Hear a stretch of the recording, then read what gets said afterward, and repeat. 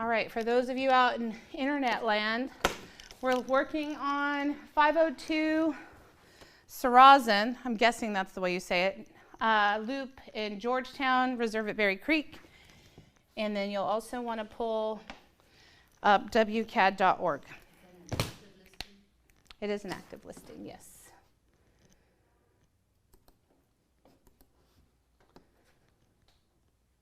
All right. 802, you said? 502.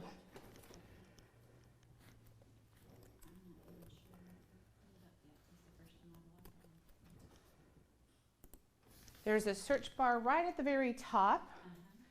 You can just type in 502 Sarrazin or Sarrazin, something like that, S-A-R-A-Z-E-N. And it should auto-populate, come right up as an active listing.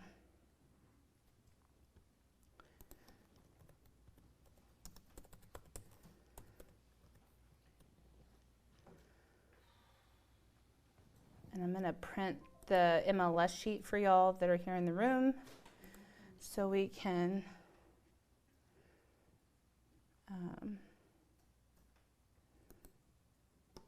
highlight some things.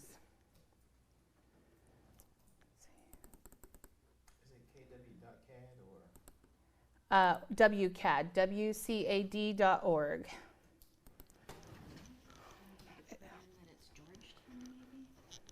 If you just go, take out the loop. Okay. Yep, there you go. That should bring it right up. Yeah, it's kind of funky. You can't put loop street court in the search thing because it messes it up. Sounds like it's printing. Ha, yes. All right. Does everyone have WCAD.org up?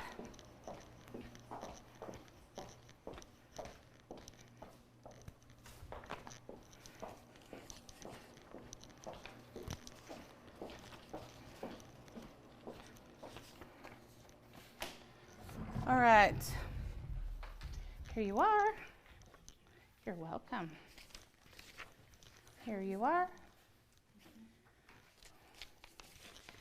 There you are, sir. My pleasure. There you are.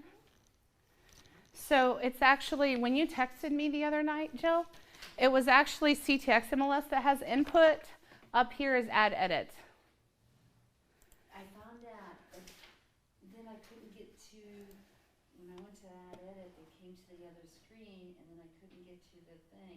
Edit existing?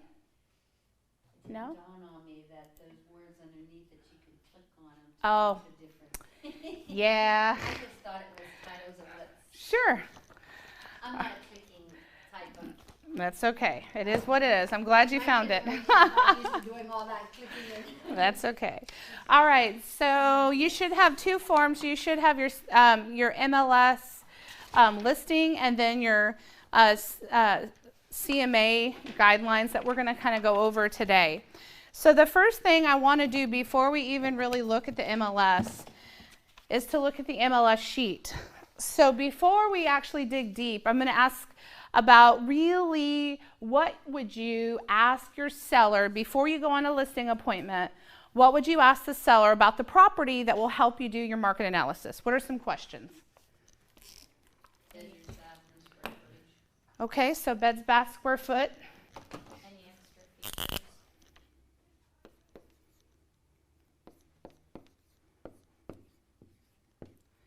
So on the square foot, what's the question? How could you dig deeper into that with the seller? Are you looking for something larger than what you're staying in right now or smaller? So that's great if they're buying, but we want to know if they're selling, how did they come to the square footage? How do you know it's 1,500 square feet?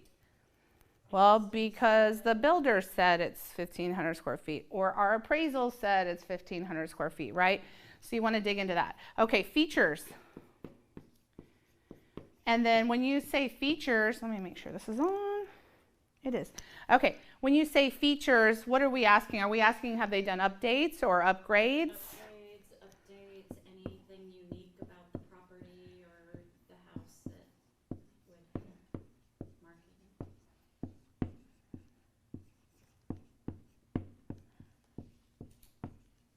Unique properties. Okay, what else will we ask? What kind of flooring you got?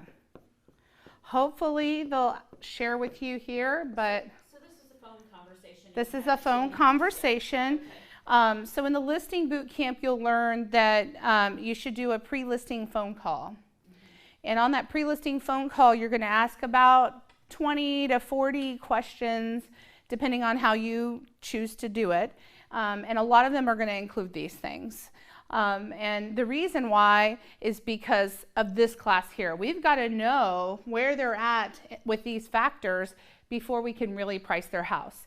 Because we can go and do research, and in fact, the one we're going to work on today is obviously an active listing. So we're going to know a little bit more recent information. Don't go looking at the photos yet. If you already have, that's okay. But don't go looking at the photos yet, because I want you to act as if you're talking to a seller and you have no idea. You're trying to see the house through their eyes. What do we know about most sellers and how they see their homes? Oh, they overprice it. Yeah. Overprice it, right? You gonna wanna know the year. If it's an older home, have they done any updating since? Right, so updates. Like the Okay. roof and changed the roof. Okay, I yep. want to know, is there a pool, outdoor? Okay. How large is the lot? So unique properties. Okay. We're going to do a year here. Are there a lot of amenities close by? Okay. So lot and then amenities. Subdivision. Chances are you'll know that. You'll be able to pull the CAD. In fact, I typically pull the CAD before I ever make this call, and we'll talk about that here in a second. So you'll know subdivision, and you'll pretty much know bedroom, bathroom, square feet. However, you still want to ask them why. Cause they can update it and add it to. They can add. I've had clients knock a bedroom out, make it a den. I mean, change the wall space, do away with the garage, and that could affect all of these things, right? I would want to know Stories. Yep. existing liens. Okay, yeah. So what do you owe?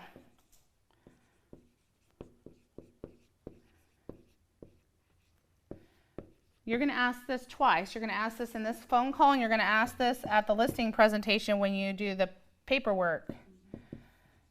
Liens I before E except after C, right? Ask them why they're selling? Sure. Why are you selling? Why is that important? How soon do you wanna be out because they may be moving? Why are those two questions important? How motivated? Motivation. If they're motivated, what happens? It'll sell quick. It could. Price it right. Yeah, they'll price it right. Chances are they're going to listen to your advice a little bit more. How long have they owned the house? Because if they. That's only a own great year or two, one. then you're gonna have a harder time with pricing, possibly. And do they live in it? Are they residing in it, or is it an investment property? Because they could be leasing it out. Correct. And want to do an exchange. Yeah, great. What else? Anything else that you can think of?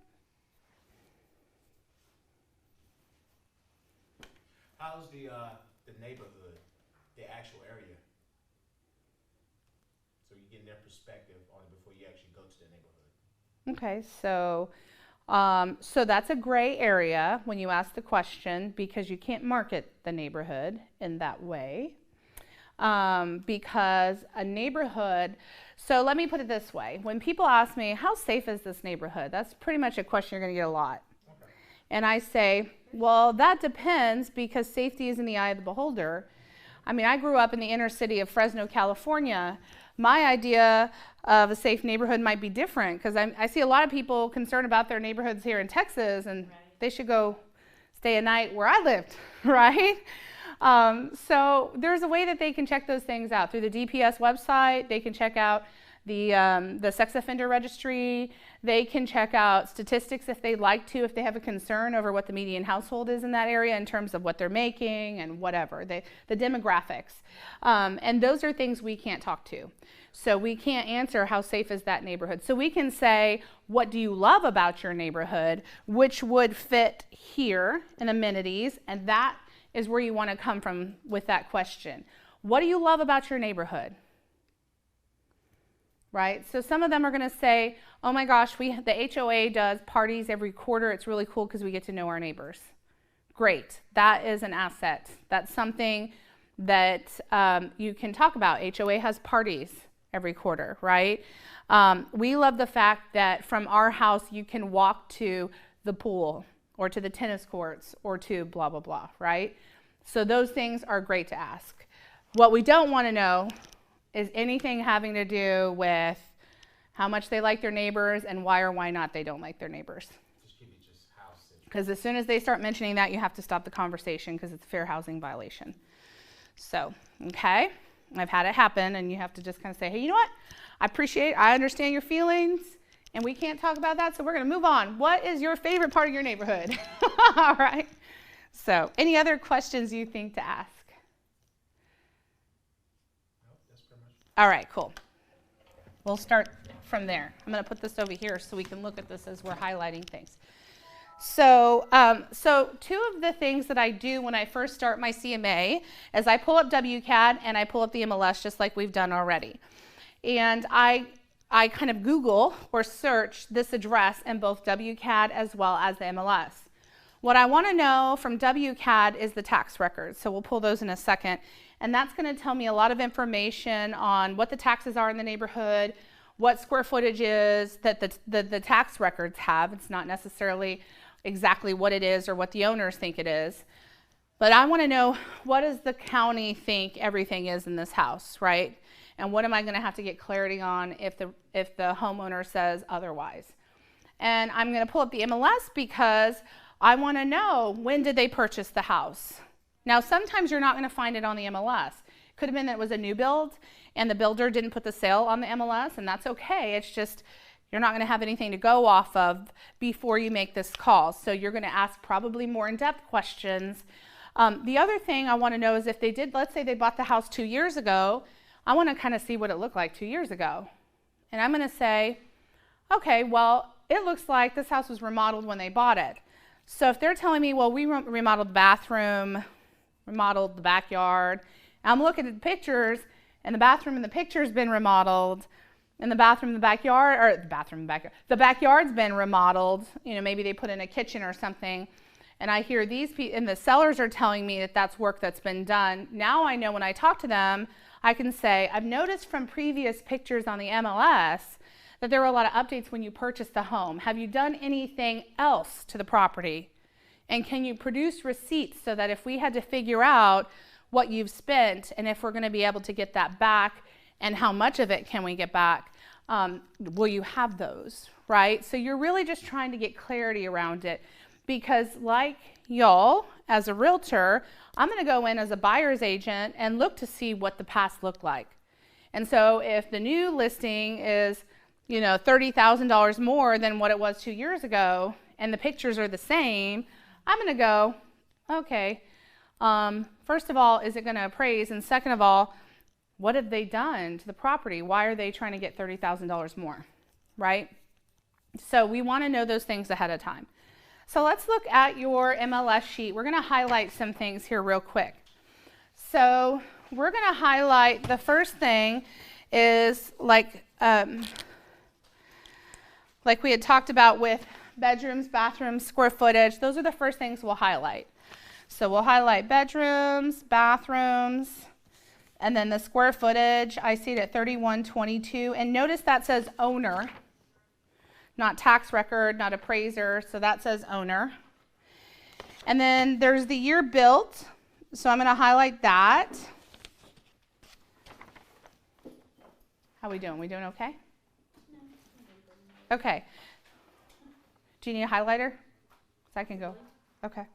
Or you can circle it too. Circle's fine. Yeah, that's fine. Oh, she's got an extra. She's got a pen pouch.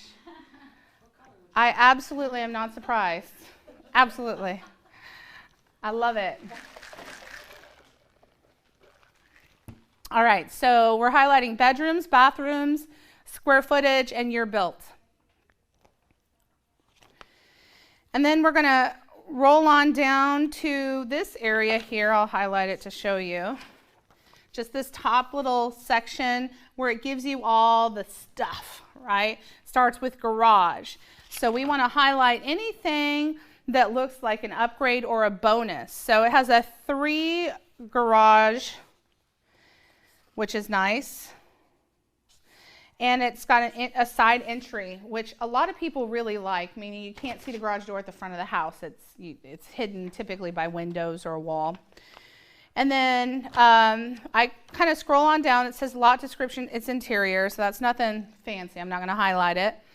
I'm going to go down to master on main. It says yes, so I'm going to highlight that. That's good because this is a single story. And it's got 2 closets. That's good. A double vanity, a dressing room, a jetted tub. That's nice. I'm going to highlight the jetted tub. Separate shower and walk-in closet. I expect most of the homes we look at in Berry Creek are going to have a double vanity, a separate shower, walk-in closet. Not sure about dressing room. I don't know what they mean by that. I'm going to have to look at the pictures here in a little bit to kind of get an idea. And then flooring, it says carpet, tile, hard, and wood. So I'm going to highlight. I'm going to kind of off to the side of flooring, I'm going to do a little mark. And that lets me know, and you can do this however you want, but I put a little mark there, lets me know it's got carpet in the house. Not a bad thing. It could be upgraded carpet. It could be carpet in areas where people would love carpet. It could be carpet in the bathroom, y'all. I'm just saying, it could be carpet in the bathroom. Not a bad thing, but not necessarily a thing that everybody's wanting right now. I've seen it. I've had clients buy homes with carpet in the bathroom. But I make a note that there's carpet because I'm going to want to ask questions about, okay, so where are the places you have hard tile, where do you have wood, and where do you have carpet? Rooms. So it says bedroom, office. So I'm not going to highlight that because a lot of times that will be like a 4th bedroom or a 3rd bedroom. So it's really a 2-bedroom with an office, and they'll say bedroom, office. So I'm not going to highlight that because I'm not sure. Breakfast bar, that's average. Center island is nice. I'm going to highlight that. Granite marble. Oh, sorry, I skipped down. Go back up. So bedroom, office. Okay, exercise room, family room, formal living. It does have office study. So I'm going to highlight office study because now it's telling me it should be a 3-bedroom plus an office.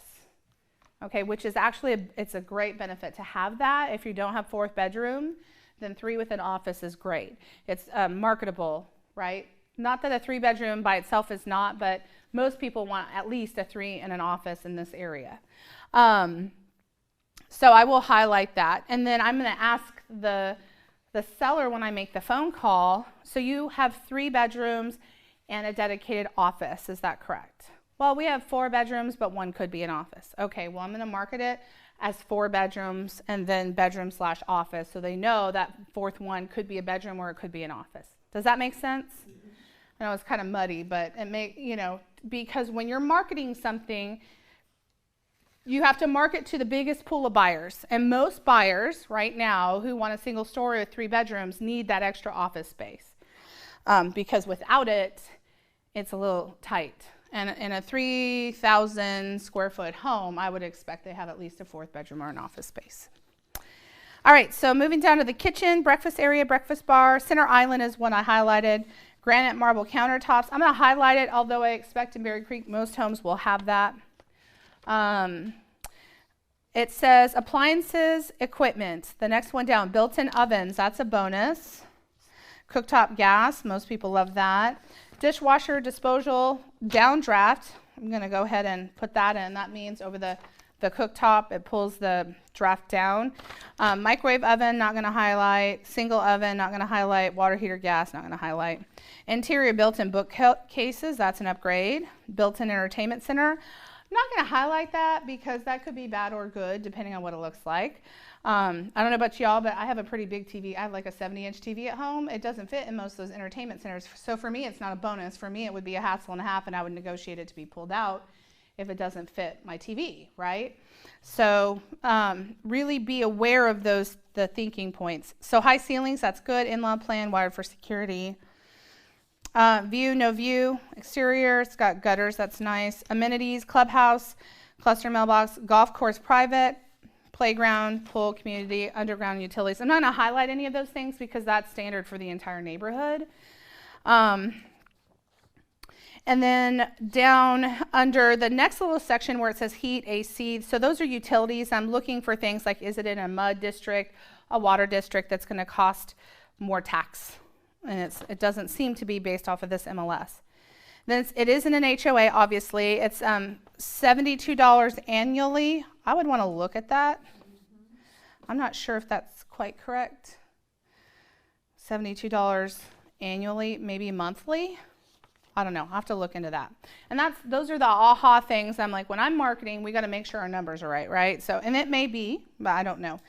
And then right over here on the side, it says tax year and it says tax rate 2.288. I'm going to highlight that because that's a pretty decent tax rate for in most Georgetown areas that aren't out kind of in the more suburbs, right? So you have some very rural areas where you're going to see taxes in the 1.8, 1.6 range.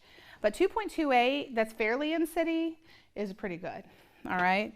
And then now I'm going to go down to the agent remarks, and I'm going to read what this past agent wrote. We're just pretending this is sold, right? So, Can I ask a question yeah. before we go any further? I'm looking at the financing options and the title companies. Mm-hmm. That the seller is choosing the title company at that point? That's a good question. So the way that works here in Texas, or in Austin, I should say, is that most of the time the seller will recommend a title company. A lot of times it's the listing agent, but what should happen is you say to your seller, which title company would you like to use? And they say this one, or they say, I'm not sure, I've never used one. What do you recommend? You recommend 3, and they choose the one, and you put that down. It doesn't mean that as a buyer's agent, you still can't negotiate if your client would like a different title company. Okay. What I've seen happen, and I don't necessarily recommend, is to fight for a title company that you love just because whatever reason. Unless you've had a negative experience or your client's had a negative experience with the person listed, and then you can have a conversation with the listing agent to see if both buyer and seller are willing to change a title company because of previous experience. Now, there are other places in Texas where you'll sell real estate. I'm not sure what in Killeen, Fort Hood, Temple Belton area, what they'll do. I know in San Antonio, whoever was listed on the listing, you used as a buyer's agent. You didn't even question it. You just put that down and told the buyer that's who we're using. Again, it's negotiable, so you can tell your buyer if they have a title company that they like to work with, we can always ask to use that one. The only challenge is when someone's already opened title, and that's when it gets a little tough to move it. So, good question. Not something we're concerned about with market analysis, but that's really important for the listing conversation as well as the buyer when you're doing this. Okay, so agent remarks. It says located within walking distance of the pool and tennis courts. Well, okay, well, that's in the eye of the beholder, what walking distance is. Let's just be clear.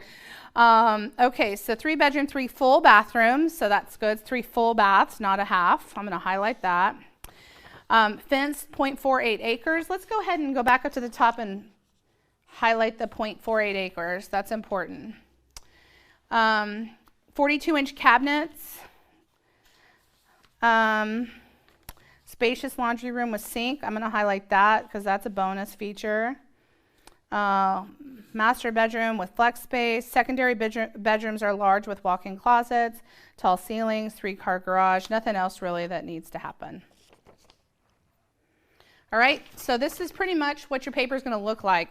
This is what every single listing, what you do when we do this market analysis and we look at some of these things, you can print them and every single one of them is going to look like this.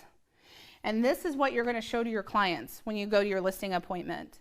What's highlighted. And at the bottom here, normally on a sale, right here, it's going to say what things have been sold for. And we'll look at that here in a little bit when we dig for comps. But I just want you to know that it's okay to take a piece of paper like this and show this to your seller because you're going to compare all of them and you're going to go line by line and say, okay, this one says it has this. Let's look at the pictures that you already have printed out. And they're going to go, oh. And then you'll say, well, how do you feel your house compares to this one? How do you feel your house compares to this one, right? And if they have an old MLS sheet, for instance, if this was their old MLS sheet, based on all these questions, I would be marking down everything that they've told me. Well, they've upgraded this, or they've done this, or in the amenities, they've added a blank, okay? So I'm marking that down. Make sense? Because you want them to see your thought process. If you go in and say, hey, you know what, I pulled the comps, I've done all this, and I think you should list your house at $450,000. What do they have to go off of? Nothing. You haven't added any value or anything. Nothing. They're just trusting that you somehow pulled a number from somewhere and it's supposed to be right. But if you show them this thought process on everything that you're doing and how you arrived at that, then your stance is easier to listen to trust, and to move forward with. Does that make sense? Another thing I'm going to tell you is you never want to give them an exact price. You're always going, does anyone want to take a picture of this before? Okay. And when you take listing boot camp, or if you need it, I can just email you the form that has all the questions on it, but at least to start with. So when we're doing this, you're always going to be thinking price range. If you give an exact price, what could possibly happen to your relationship with the sellers if it doesn't sell at that exact price?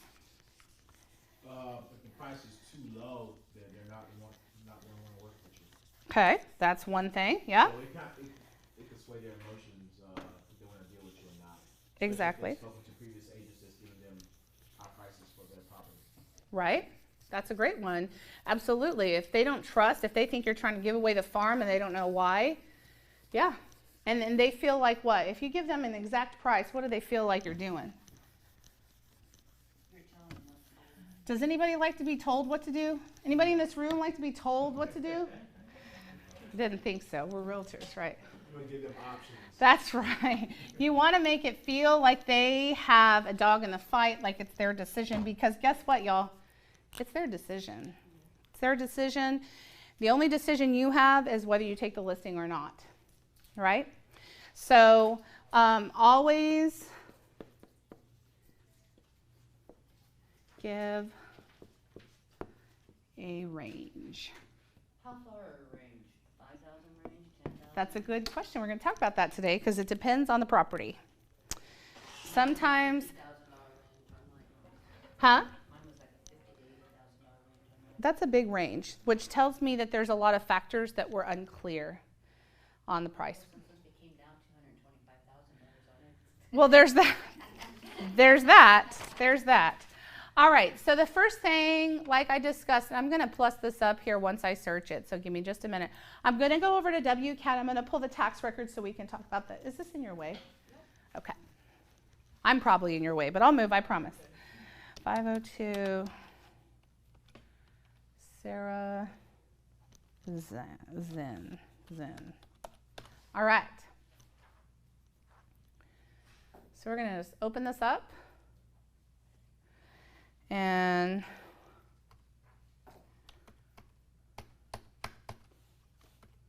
there we go. I had to remember how to make it bigger. All right. So this is the CAD tax records. And so what you're seeing here, I pulled the address. And we're going to go ahead and scroll on. So it says up here, market value, $445,434. I really don't pay any attention to that right now. It doesn't really hold water for me until I really look at the comps to see is this even right. Because a lot of times people can fight their taxes. I fought my taxes this year. We appraised definitely by the county because we bought low and we're able to use what we purchased in the first year. You're able to use that information. And I mean, really, we could probably put on the market for about $60,000 more than what we appraised. So this really doesn't have bearing until you really know the property. And we're going to learn how to figure that out through comping. Does that make sense? Because a lot of people will go on the appraisal district and say, well, it's worth $445,000. So, well, you could be missing out. It could be worth way more than that. And unfortunately, in some cases, it could be worth less, right? So it's good to know how it's moving up or down. It's not necessarily important for your price point in comping. So over here, in this section over here, you're going to see it has a homestead exemption on it. Other things I'm looking for, if it has a military tax exemption on it. I'm also looking to see if it has an over 65 exemption on it. Reason being is that that could change the tax rate for the new buyers, which may affect, you know, who's going to buy the property. So it's just something that I'm looking at. So remember on the MLS, it said that the tax rate was somewhere around 2.28, and this is really at 2.22. Not a huge difference, but could be, depending, right? So that's something. The other thing I'm looking at here is in these taxing entities. I'm looking, does anyone know what I'm looking for in there? In the taxing entities? I'm looking for water districts or mud districts. This is the first time I get to protect my seller by making sure I understand what kind of taxing entities they're in. So when you're looking here, normally if it's in a mud district or a water district, you're going to see WCID, or it's going to say MUD mud. It could say WCID and mud. There are some places that are in 2 different water district taxing entities.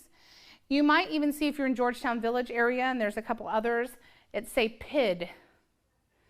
PID. And if it's in a PID, that's also a taxing entity that works kind of like an HOA, but it's a government taxing entity, if you will. So they still, even though you don't have an HOA, you still have rules that are like an HOA. All right? So these are things that are important for you to know for 2 reasons. One, you need to make sure you understand how the property is being taxed so you can market it properly. Secondly, you need to understand that how you're going to have to market what's happening in that property. Because if you say it's no HOA and then it's in a PID and they find out later they still can't leave their garbage can out without getting some kind of fine the next day, and they call you and they go, hey, I thought I was in an HOA.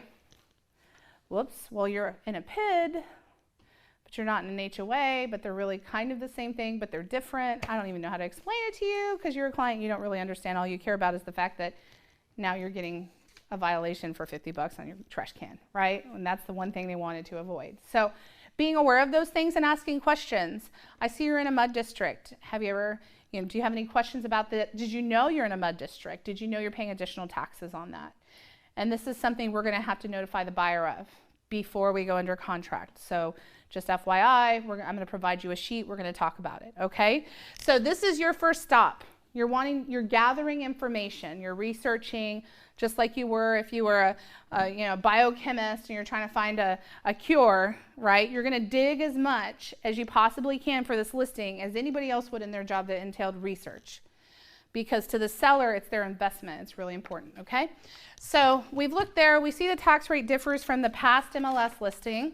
So we're going to scroll down to where it says A1 state code, residential, single family. It says home site, yes. Total main area, which is square footage, says 3122, which matches what we have on the MLS. So typically I will print this out and I'm going to highlight that. And if this matches and the old MLS sheet matches, and I ask the seller, well, we're actually 3,300 square feet, I'm going to say, great. What do you have to prove that you're 3,300 square feet? Because right now, everything on record shows 3122.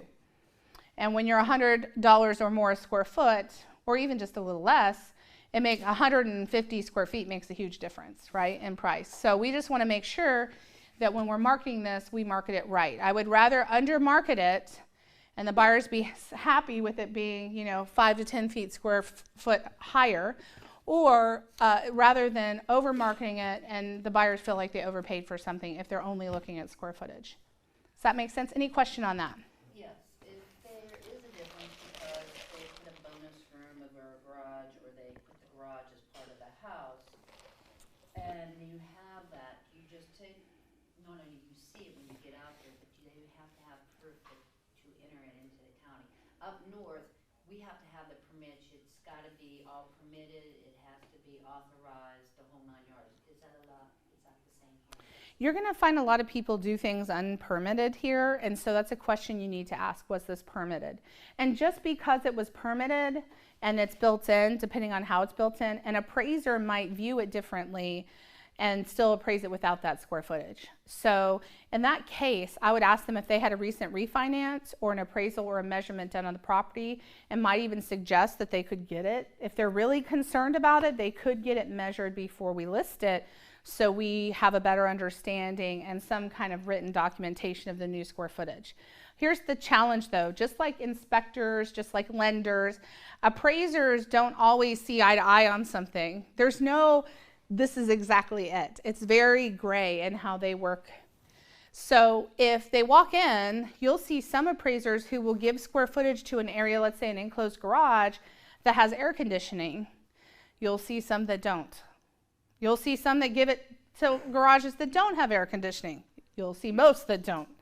And so you could get it measured by an appraiser, and they come out and it shows 3,300 square feet, and then the lender's appraiser comes out and it's still measured 150 square feet under. And so it's people versus each other. And then you could, so I had recently, someone had something appraised and the square footage was off, and then they had another appraiser, like by a couple hundred square feet, and then they had another appraiser come out, and that was way different. It was like 100 square feet difference.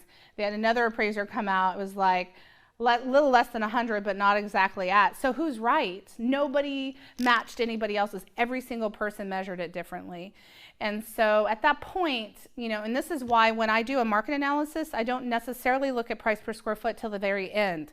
Because if I'm going to have to answer to an appraiser, I want to be able to show value elsewhere. I want to be able to show what I know of the property and not just the square footage. Okay, because the square footage could be overcome by amenities or upgrades or updates on the property. See what I'm saying? Like it could affect the overall price, which then will affect the price per square foot. So when you're doing your CMA, because I met with some friends the other day that just, they're realtors, and out in our area, we're having a lot of weird things, like in the Killeen, that area. Under appraisals all over the place. 16,000. I've seen one recently, 70,000 under. Really? Yes. Yes. So what do you do in that case? Well, I mean, you can employ all the process which is why it's really important to take some classes on appraisal. And we have, Avis has an appraiser friend who's going to come and teach a class. Hopefully, if I can't get her in December, it'll be early January. One that was rescheduled? Yes, that's the one, yes. And so there's also some at the local associations that you can take. Candy Cook does a really great appraisal class. I've taken it. She blew my mind with some of the stuff. You need just enough to be dangerous, but you can't know everything because you're not an appraiser. You don't hold an appraiser's license. You can only use what information you have, and then make sure you have resources to go to or to have your clients go to if they're in question. So like for VA loans, that it's like a pool and they just draw somebody out of a hat kind of thing. There's nothing you can do. You just have to price it right as best you can from the beginning. And here's the other thing. A lot of agents are scared to tell their clients no, or instead of no, hey, I appreciate that you want to list your house for $50,000 over, really where the range that the market is showing. And I'm sure that you'll find an agent who's willing to put their sign in the yard and let it sit until it sells. I'm not your girl. Unfortunately, I'd be happy to refer you to somebody who might be interested. But in this case, I would be doing you a disservice. And since my job is to protect your investment, I cannot in good faith take this listing. Because what happens is they always get to appraisal and under appraises and they stamp their feet and they say, well, someone was willing to pay that. I get it. And with VA especially, it has to appraise. I mean, if they've got zero down, you're paying their closing costs. They can't bring any money to the table. If we're overpriced to begin with knowingly, we've had that conversation. Now, see, if you say, well, I really think you can list it for $250,000, you give them that number, and they price it there, and it doesn't appraise, then yeah, you've got a dog in the fight, right? You've got to dig and find and look and see and understand. The longer it's on the market, the more that appraisal process changes for you, because every property that comes up, can affect the price of your property when it comes to appraisal. So let's say right now you put a house on the market, it's November, it's really a hot time to start listing, and people will start closing things around Christmas time right now, right? And then it kind of slows down a little bit. Let's say you put a property on the market this week, and let's say it doesn't sell. And let's say you get around Christmas time, it hasn't sold, you do a price reduction. Well, that's great, but guess what's coming next? January. And if you look at the stats in January, unless it's a marketable property, and we've already shown that it's possibly not, it's overpriced, it's sit for 30 days, then there's a chance you're going to be way over what the market's going to look like in January, even if you were under what the market is looking like right now. So you have to be forward thinking enough. When we're doing these numbers, we'll talk about that, but you have to be forward thinking enough and share that with your clients to say, hey, I understand. Isn't it true that the most important thing for you is you take the most money home possible? Now, it may be when you ask them that question of where do you got to be and when you got to be there, it may be they just got to get somewhere for Christmas, and that's the most important thing. They're willing to give the house away. Okay, we can work with that depending on the situation, right? But most of the time, the most important thing for them is their investment. How much can I take away from this? Or I need $50,000 or whatever it looks like. And so when you're having that conversation with them, you have to prepare them for the fact that this price range is going to change every single week, because every single week there's houses that are coming on the market. I don't control those. Unless I have the listings, I don't control all of the houses that are hitting the market. And so I could list yours today for $250,000, and someone can come in and have a betterly remodeled house, betterly, that's a new word, a better remodeled house that you have. They could have a nicer lot. They could be further away from the main street, and they could list it for $20,000 less. Guess what that does to you? Keeps you on the market longer, affects your bottom line.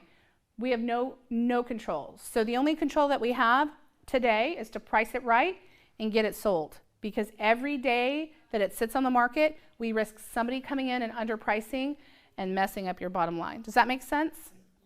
And the more you're able to have that conversation up front confidently, the more they go, oh my gosh, you're right. Because I don't want to be in January reducing it $20,000, because that's what's going to happen, right? And we'll still sell your house. Look, I mean, I'm here to sell your house for you and get you where you want to go, but I'm also here to protect your investment. So what's more important to you, right?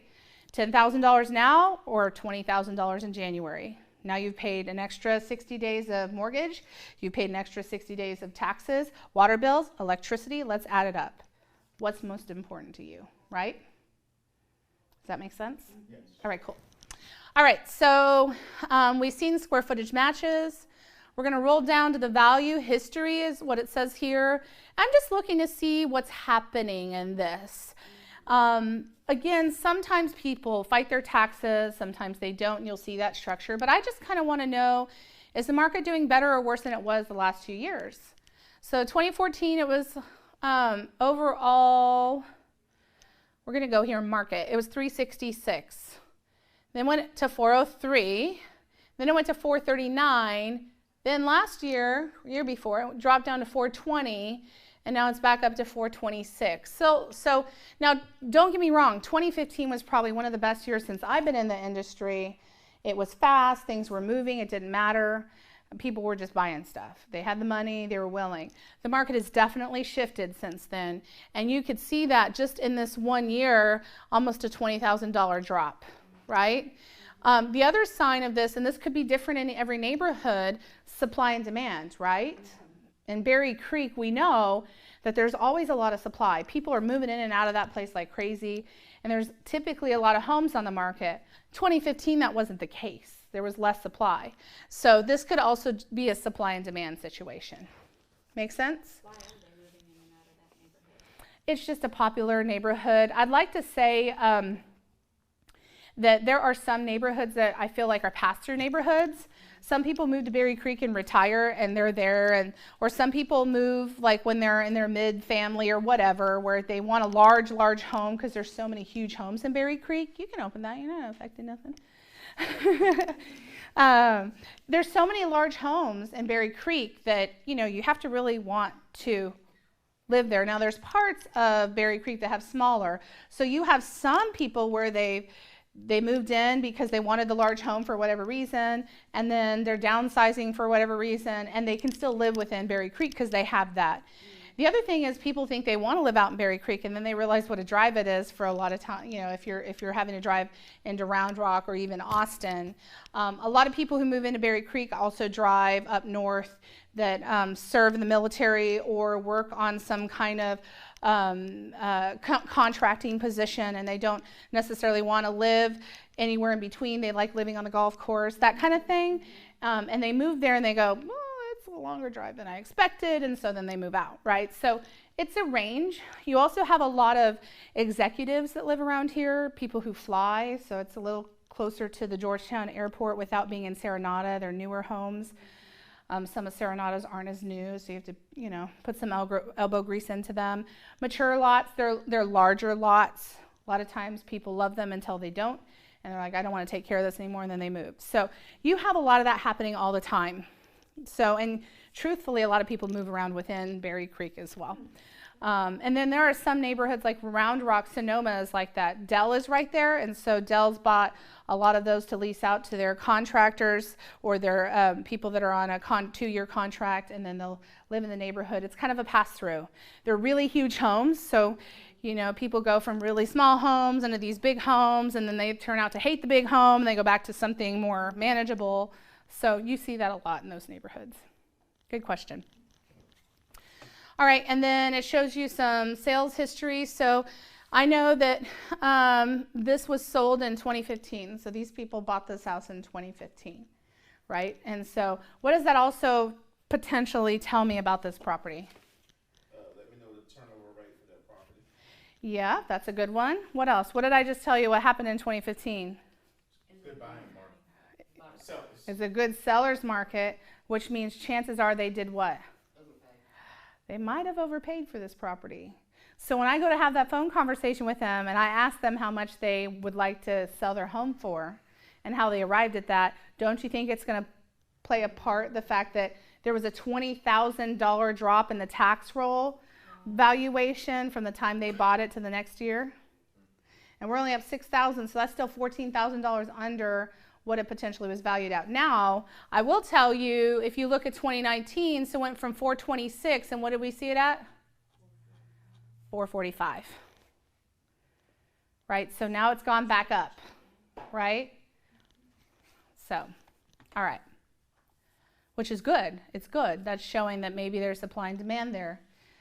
Maybe things are selling a little bit higher in Berry Creek, right? Because that's what affects that ultimately is other comps that the county is finding. It's just sometimes they find weird stuff, and I'm like, I don't know how you came to that number. They might break even when selling it. Huh? They might break even when they sell it.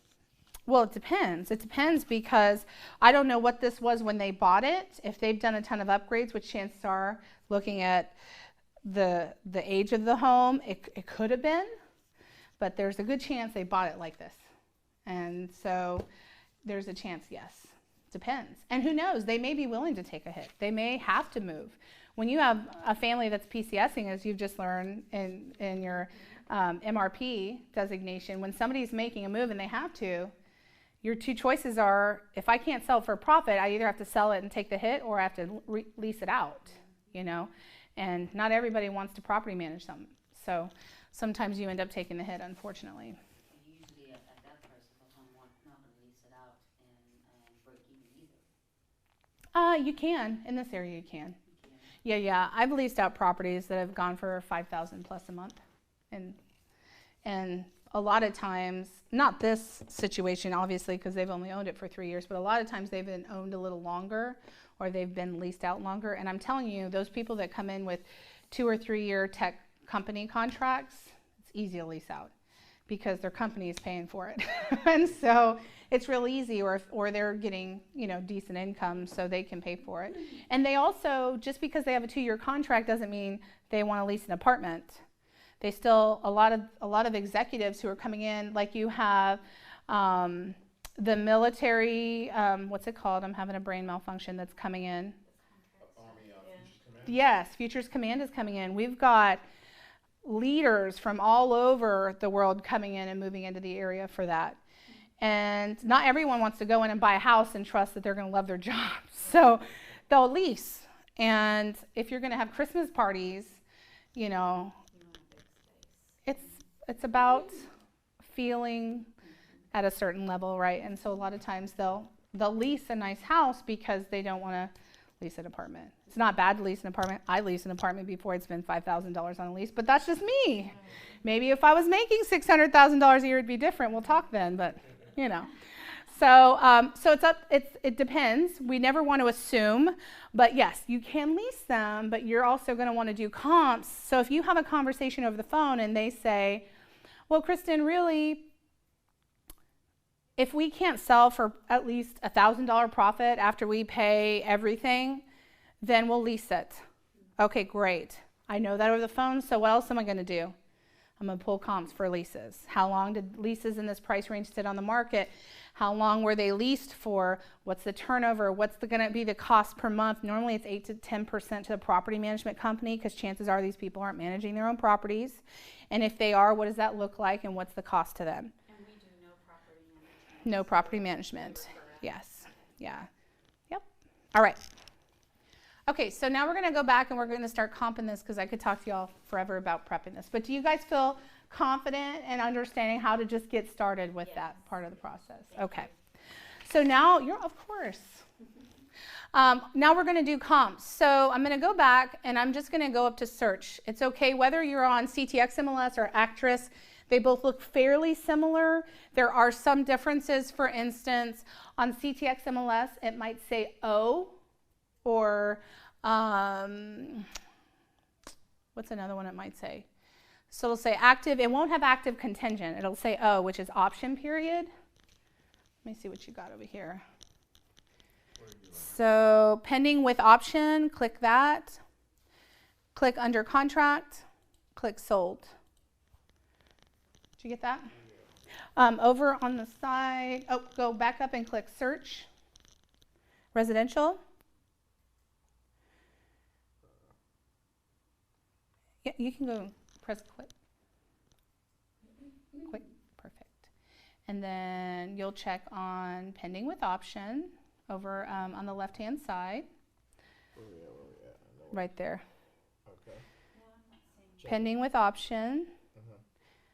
Click on it, or? Yep. Click on that one again. Click on the one underneath it, pending with option. Okay, gotcha. And then all the way down, there's one that says under contract and sold. Okay. You'll go back up to the top where it says search. You'll click on that. Not you. Stay where you're at. Clinton, stay where you're at. Okay. Stay right there. I'm like, stay right there. And go quick. And then you're also going to click pending with option, under contract and sold. You see those? Okay. And then we're going to do pending taking backups, and sold. And active contingent. So am I supposed to be plugging in the address that we just looked at? Nope. This is completely blank, because now we're looking for comps. Okay. Okay. Does anyone know why I'm choosing not just actives? You mean, Why am I choosing pending and solds and all of that stuff, or not just solds? Yeah, right? Because what are the properties right now that are pending? Tell me. What they're on the market for. What they're on the market for, if they're priced right. how long they were on the market? How long, because that tells me those two things. Happening right now. Were they priced right? If they sold in 2 weeks, then that's probably a good thing, considering days on market on average, which we'll look in here. Why would I want to know what the actives are and not just the solds? Competition. What just hit the market? How long has it been active on the market? Right? Cool. So the next thing we're going to do is we're going to go over here to subdivision, wherever that is on CTX MLS, it's there.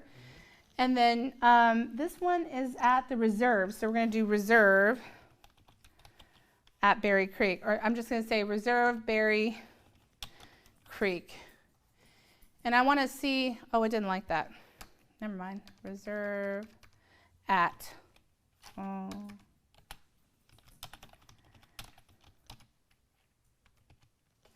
reserve at Berry Creek. So it's given me 6 matches. I'm getting one. Okay, let's just do this. Let's just do Berry Creek and see what you get. How many days sold do you want? 0 to? Oops, I didn't mean to press that. Hold on. Don't worry about that yet. We're just doing is it only showing 2? You've got 2? Okay, that's fine. That's fine because that's all you have in CTX MLS. Obviously, if you're in a different neighborhood, or in an area, like let's say we pulled something in Temple or Fort Hood, you guys would have more. Okay, but this is just going to give you an example, and at least you have 2 to look at. One is probably the one we're talking about. All right, so now I have 37, so that's too many. I want to get about 10 to 12, and I need at least 3 sold comps. If I don't get 3 sold comps, I'm going to keep searching until I find a 3rd sold comp, right? So the next thing I'm going to do to reduce it down is I'm going to go over here to square foot. Actually, yeah, let's do square foot. Now on the other paper that I gave you, it's going to give you some guidelines. This really helps in neighborhoods where you have 20 or more comps that you're about to pull. Because I will tell you, if you go and check this off, because I know some people are box checkers, that's okay. But if you check all the boxes off first before watching the numbers and just go in and do all of this, you're going to narrow it down way too much to the point where you might not have anything to look at. So you really, truly do need 3 sold comps, and then I'd like to at least have 1 or 2 pending and 1 or 2 active, because that will give me a better sense. Now, you may find yourself in a situation where there's only 1 sold in the last 90 to 180 days. That's okay. At least you have that comp, but I know that we're going to have to go outside of that neighborhood to really do some searching, just like an appraiser would have to. Very similar, okay? And I want to get an idea of, okay, what's this appraiser going to do? Because if they can only find the comps that I can find, what are they pulling from, okay? Now, here's the beauty and the beast. So we know that this is an actress. We know you guys have this in CTX MLS. You also have another listing. Chances are that listing is in here. There are going to be times, if you're selling in this Williamson County line, where if you don't have both MLSs, you're going to be missing comps. So think about that. If you're selling in Gerald, you're selling in Williamson County, North Williamson, so Georgetown North, Sun City is a big one. You're going to have people like yourselves who live north who are coming to Georgetown and picked up a listing, and that listing isn't listed in Actress because you guys are a member of Actress.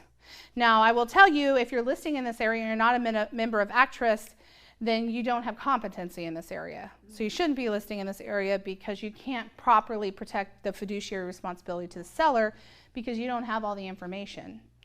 But that's besides the point. People still do it. And so if you're the agent who's over in Sun City or Berry Creek and you're doing comps, chances are you're going to want to have CTX MLS to make sure, or Actress, depending, right? So just FYI. You don't have to, but it's a due diligence thing. Hi, Donna. You looking for someone? Looking for Oscar.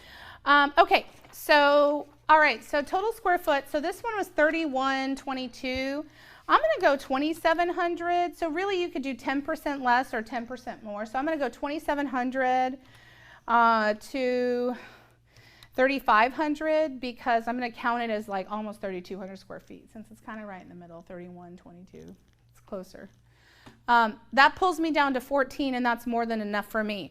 If I still had 20 or more matches, then I'd possibly go into year built, but I know the area, so year built's not going to help me because there's going to be a ton that are built around the same time. And in 1999, you're still going to want to go like 1995 to 2010, because in 1999 it could have been more of a forward-thinking build, or it could have been, you know, a builder who was still stuck in the early 90s. Who knows, right? So it's still a wide range, and that would cover pretty much all the listings in this area.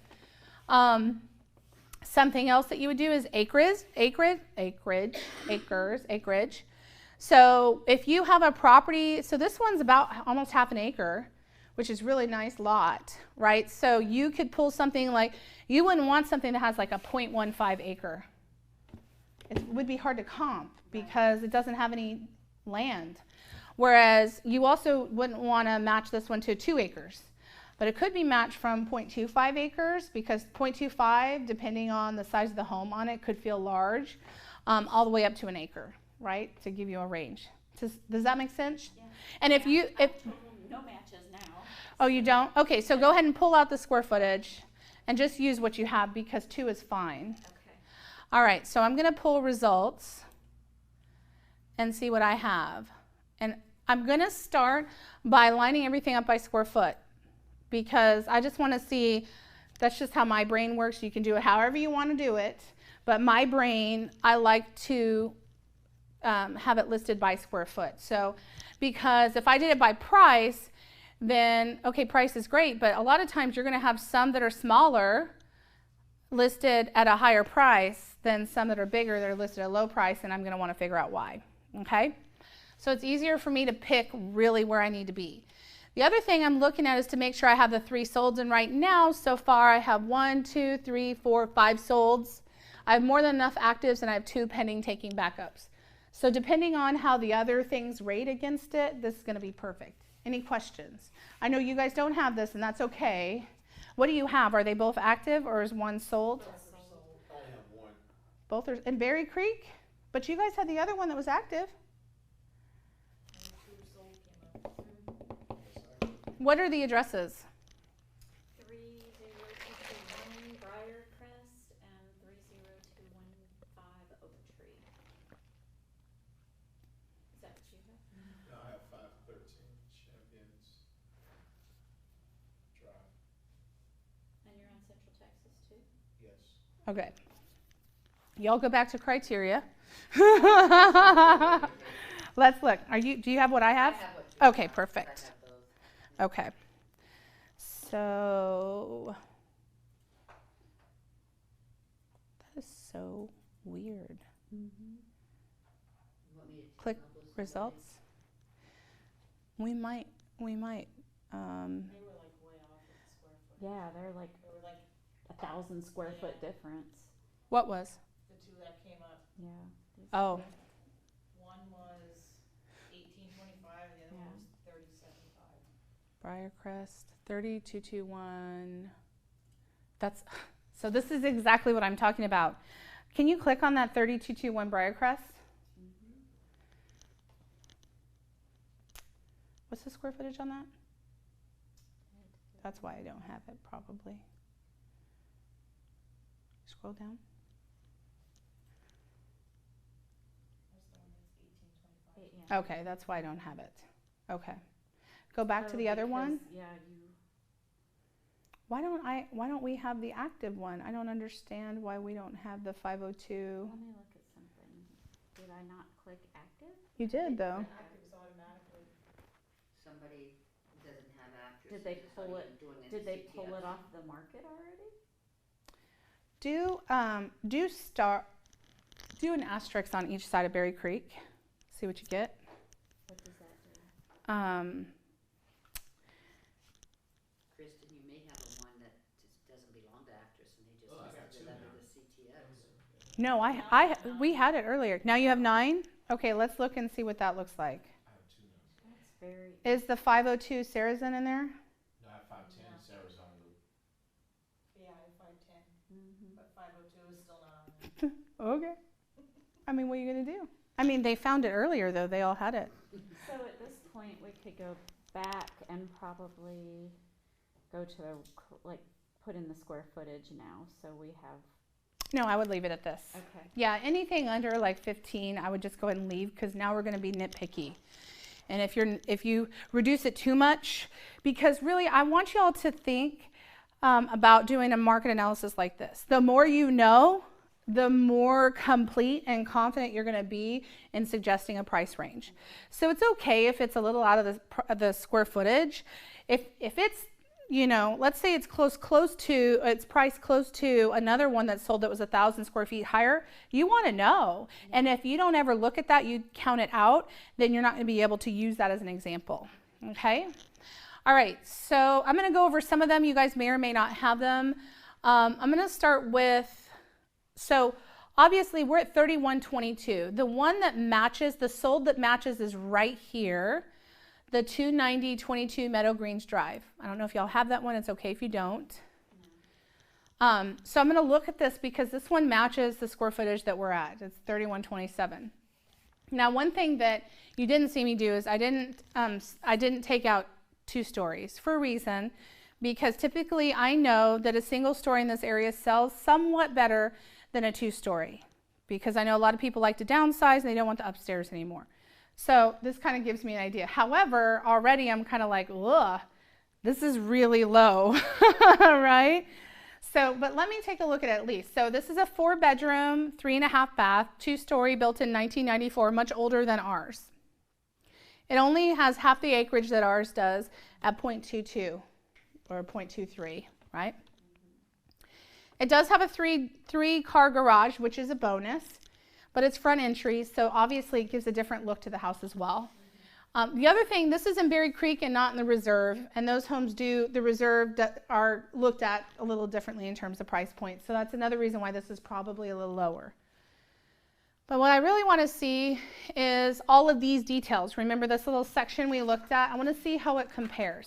So already, we've seen the picture on this one, and I could tell you already between this picture and that picture, this one is more attractive, right? It's got the really, and I'll tell you, landscaping, if y'all haven't done landscaping before, it's expensive. And you can tell they have taken and done a lot with the landscaping. Maybe not these owners, but in general, that would add to the price point of the property, okay? This one, they took pictures at the wrong time of the year. Let's just say that. It's rough, right? Doesn't have any front. Maybe they just started it. You can see like little shrubs or whatever. Okay, so let me move down here. Master main, so yes, that's good. So even though it's not a single story, it still has master down, which is a bonus. Double vanity, we talked about that. Full bath, garden tub, separate shower, very similar, although ours has a jetted tub. Some people love it, some people don't because the jet breaks down and costs more money, it just depends. Flooring, carpet, tile, wood, same as ours. Rooms, exercise, family, formal, foyer, game, loft, pantry, utility.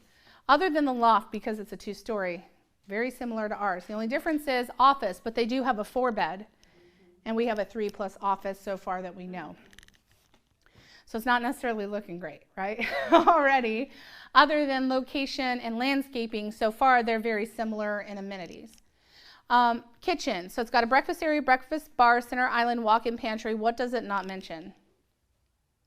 Really important upgrade that's not mentioned in the kitchen that ours has. The center island? It has center island, countertops, boom. Doesn't have marble, doesn't have granite, doesn't have quartz. Probably got Formica. That's another 10 grand at least they're going to be adding, to the remodel of a kitchen, potentially, unless it was missed, but we're going to assume. It has built-in ovens, and it has cooktop electric gas, again, in the eye of the beholder. Interior, it's got the built-in entertainment center, cathedral ceilings, high ceilings, indoor utilities, recessed lighting, smoke detector, walk-in closet, and it has a wet bar. So that could be a bonus. Some people might not care. Nice part of this is what? The view. I'm so used to using my, I tried to make it bigger. It says green belt. Now, how do we market a green belt? Does anybody know? How do we know it's truly a green belt as an agent? How would we know? Question, what is a green belt? So a green belt, that's a great question. That's exactly my point. That's exactly my point. It could be a quarry in the backyard and It could be a quarry. Here's the thing. You can never promise a green belt's a green belt forever unless you have something in writing that states that the state will never, never, never, never, and then even still, has sometimes the government made decisions that are different than what they said they were going to make? Yes. this is a swampland and then they can't do it, and who knows that? Right. Well, and that's true. I have in-laws in New York where the Army Corps of Engineers is the one who owns the property behind because it's waterlands. It's some kind of swampland. Yeah.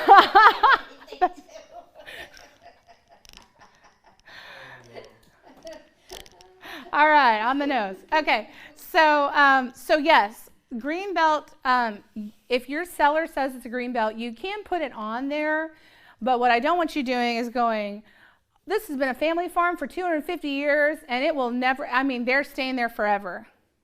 Because you know what? I had a site sales agent tell me that one time, that exact thing. This property has been in this family for 250 years. And I looked at my client, who is also one of my bestest friends, and I looked at her and I said, is your money green? Because someone who has millions of dollars, their money is the same green as your money. And that person that's had that farm for 250 years at some point is going to get tired of baling hay. And they're smart because they know they're right on 130. So what do they got? They got commercial property. They got, multiple dwelling property, right? So green money stacks up pretty big when you got the right property, and your house backs up to this wonderful farm that backs up to 130, right? So now if you drive by 130, right across the street from Texas Typhoon, what do you see over there? 4-level apartment homes, all the way down, backing up to all those beautiful houses, one she's going to buy. Do you think that affect the price point, the new sales price point of those properties? Yeah. So site sales agents, great, God love them. They tell you all the time, oh, this is a horse property, it's been here forever. We talk to the owners. Or this is a green belt, nothing's going behind here, and the next thing you know, they're redeveloping that land and they tear that green belt right out and your house backs up to the busiest darn street in the neighborhood, right? So be careful with green belt. I'm just saying, we'll look and see what the pictures show, but I've seen green belt as there's a road and then there's a green belt. I've seen that before. I've seen a retention pond marked as a green belt. So when you ask, what's a green belt? Depends. It depends on how you market it. What would you put there? Well, it would depend on what I knew about the property. I mean, if it was a green belt and if I knew there was some kind of floodplain back there, yeah. And I would say, like, view C agent remarks or something, and then maybe I'd put in writing what I knew about the property.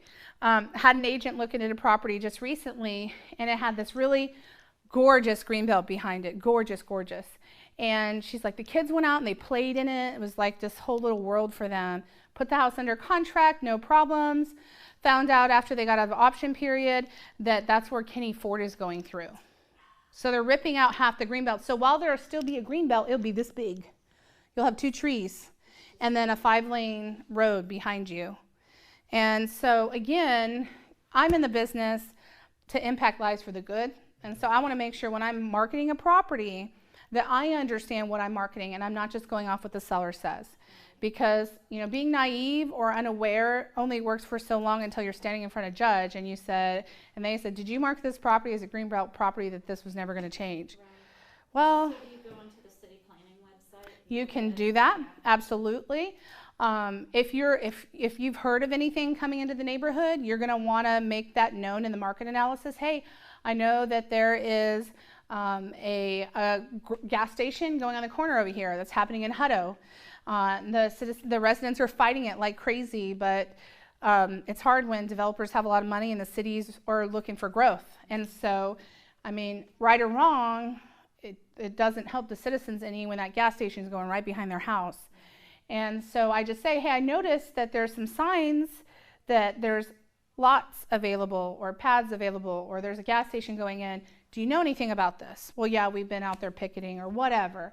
Or no, we didn't know anything. Okay, well, now you do because I know you know. And so we need to market it we need to be aware that that could affect the price point. So any questions on that? Awesome. Great question. Good follow-up question. Love it. All right. So now I'm scrolling down maybe. Looking at taxes, they've got the taxes at 2.31. Again, this is sold, so we'll look and see when it was sold. This was a short sale, so this is why it's so low. And see, we assumed a whole lot up there until you got to read everything, right? So short sale, as is, no title, no CC, no HOA, no tax. It's at rock bottom, beautiful home, just needs TLC, on Greenbelt. Foundation was good, home painted, new flooring, updated master bath, updated wet bar, kitchen was updated, new appliances installed, neighbor had agreed to split the cost of the right side fence. Okay, so if I scroll down here, what I'm looking for is what did it sell for what were the buyer's closing costs, right? So really this sold for about $300,000. Now, I will have it in there just to show them that this is like bottom of the line, but obviously, and this was also sold back, well, the other day. I guess it closed the other day. So, I mean, unfortunately, it's a comp. It's probably not going to be a good comp for us, but it could absolutely be a comp that somebody else uses to get the price lower, right? So if you're doing this market analysis for a buyer and they're trying to get the property, wouldn't hurt to put it in there. Because up here in this section, it was checking a lot of boxes, right? So be aware, I mean, is it really 100 and so tax records were saying 445, not even knowing what this is actually listed at or considering it, even though we know it. Can we say it's $150,000 difference if we're looking at 450? Couldn't you look at the previous time it has sold and see what was the actual selling price for? This one? Yes, for that one. Like Sure. The WCAD if you need to, and see what was the previous owner, what he paid for it or sold it for. Well, you can't do that on WCAD. You can't really look if it's not in the history. You can't know. Right. Here they started at $429,900.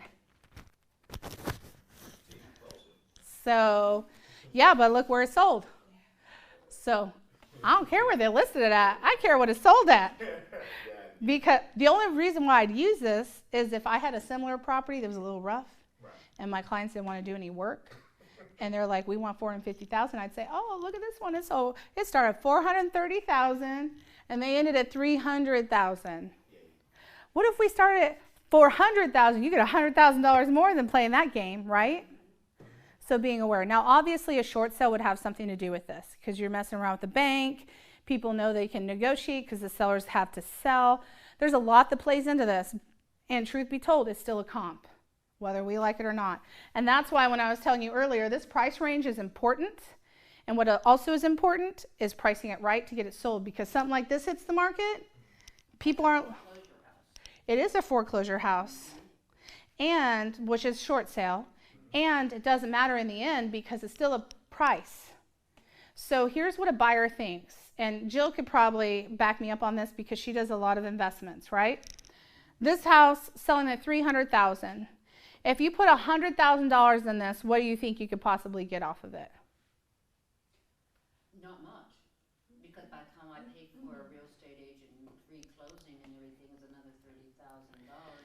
So you're talking about if you bought it at, what price was that? So it's at 300. 400, 450. No, you're not gonna make any money off of that. I don't know. I beg to differ because if you think about it, at $100,000, and we're comparing this property that right now is listed at $500,000, right? You might be So 30,000 a month. So you could get this, I'm sure, I'll look at the pictures and it says foundation is good, roof is good, there's already been some remodel. And of course, here's the reality, it's never going to be an exact match because this is a single story, that's a two-story. But remember, when we were up here, almost all of this matched that. Upgrade the countertops and put a little landscaping in, you spend $50,000, you're making $150,000 to $200,000. That's what I'm talking about.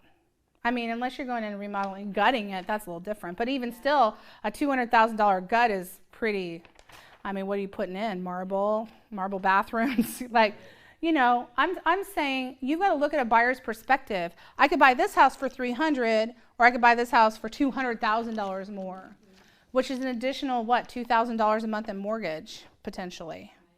So be aware that this is still a comp, even though it's a low comp, but we need to say, okay, we don't want this affecting our sale, and if this were to be active, let's say it was active at 325 at the time we're listed at 475.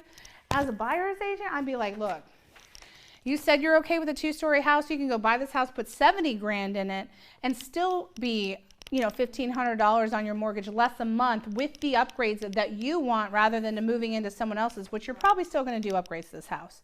Let's be real, right? So If they are VA, they can borrow up to the appraisal on it, right? yeah. So Or is it VA?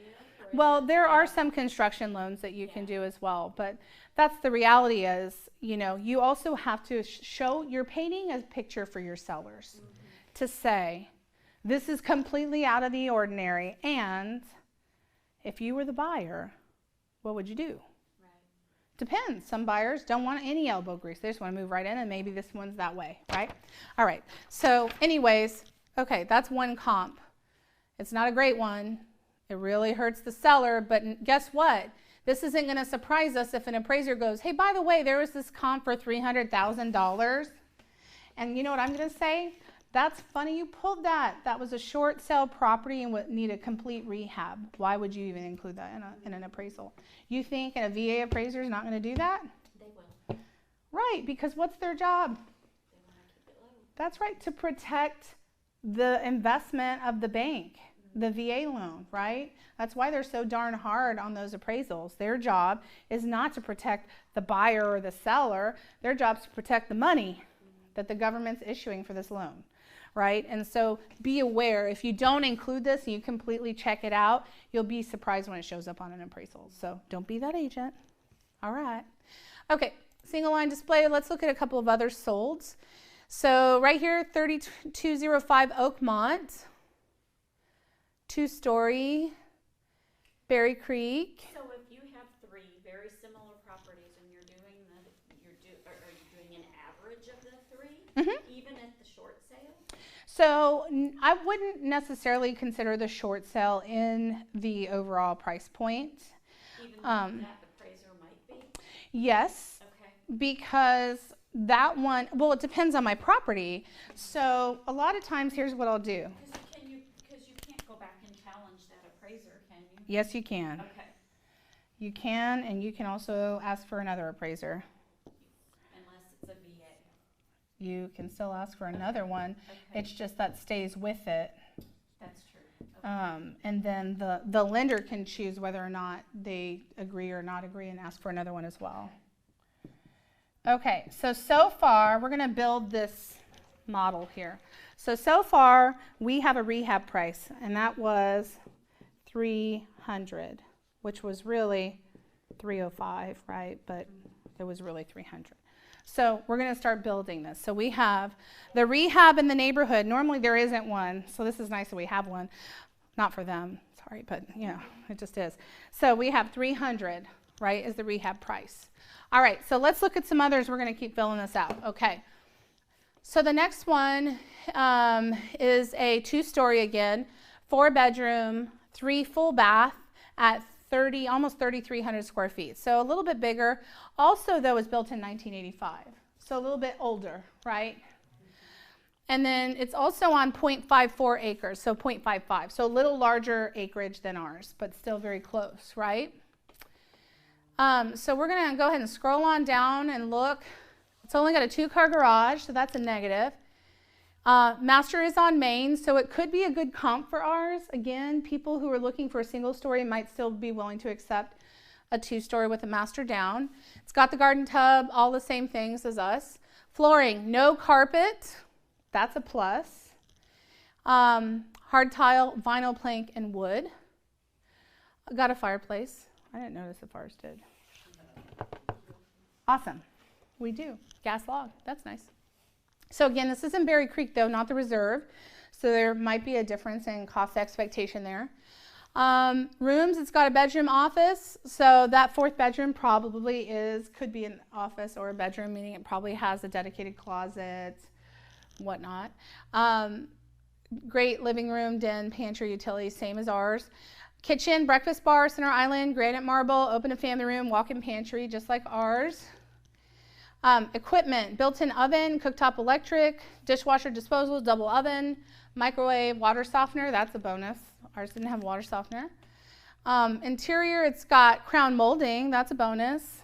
Everything else, oh, it's got window treatments. Well, I don't know what that means. It could mean that it has curtains that are built specifically for the home. Doesn't mean the buyers are going to love them. So good for them. We're not going to count it as a bonus.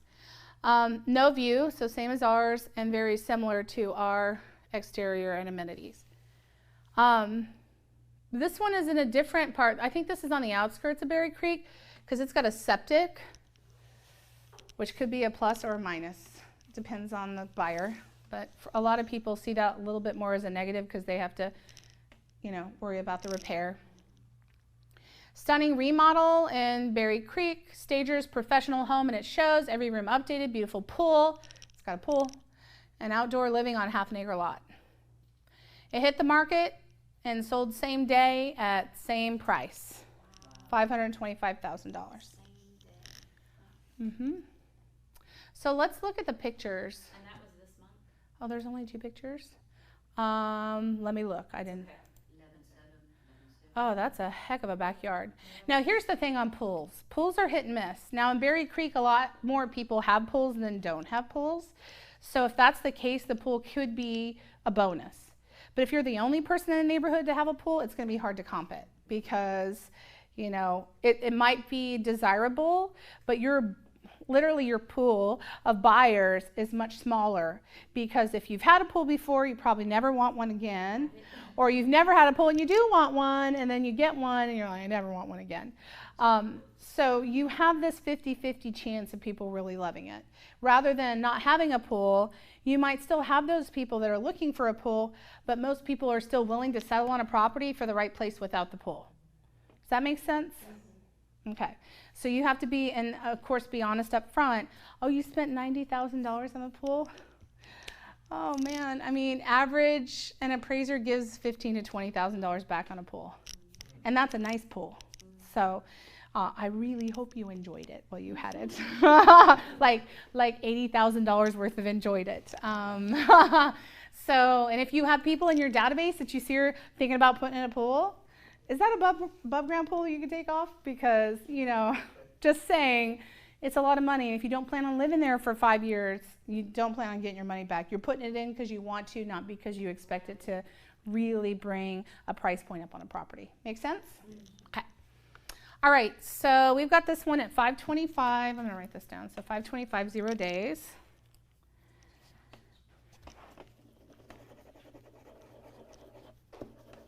All right.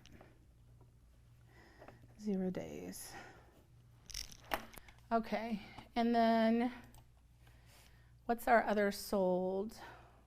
This big one here at 3,400 square feet, built in 2002, another 2-story, 5-bedroom on 0.3 acres, so that's not a lot of land considering.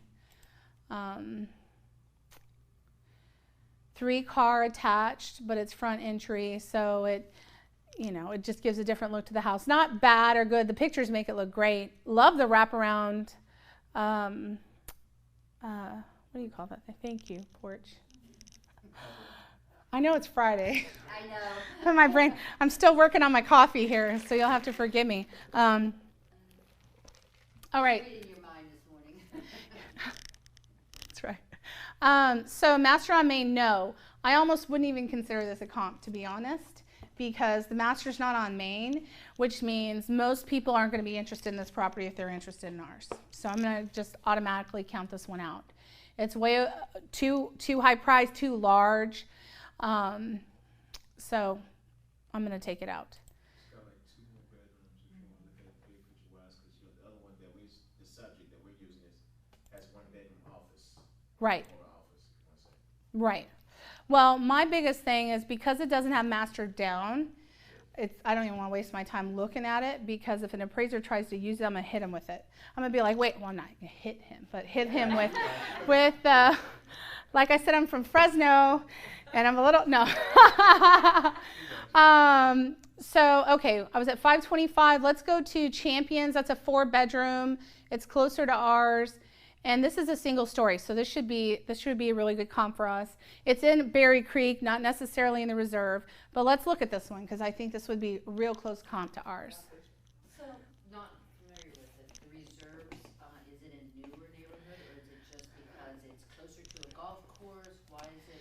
Yeah, it's closer to the golf course, and it's just, there are certain sections in every, like how they were built. It could be a builder difference.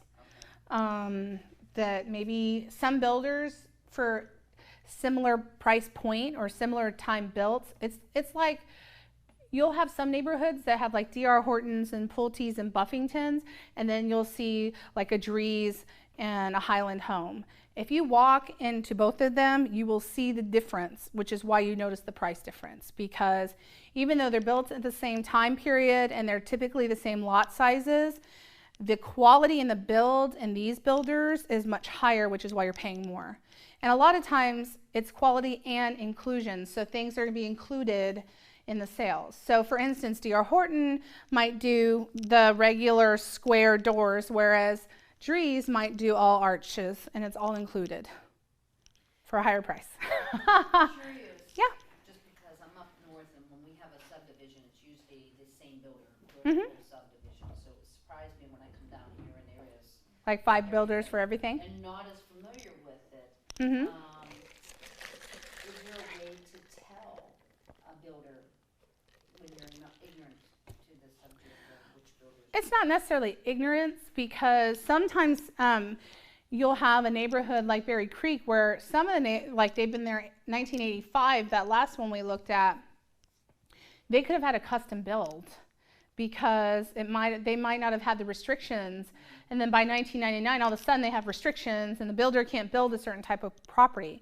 So truth be told, it's hard to know. It says right here, builder name. And so you're hoping that the agent will ask this question. Sometimes the sellers don't even know if it's been bought and sold. I can show you somewhere else to give you an idea. Where's the builder's name though? It says right here builder name, but it's not listed. Okay. Yeah. I was gonna say, I Yeah. don't know. All right, so let's scroll down here.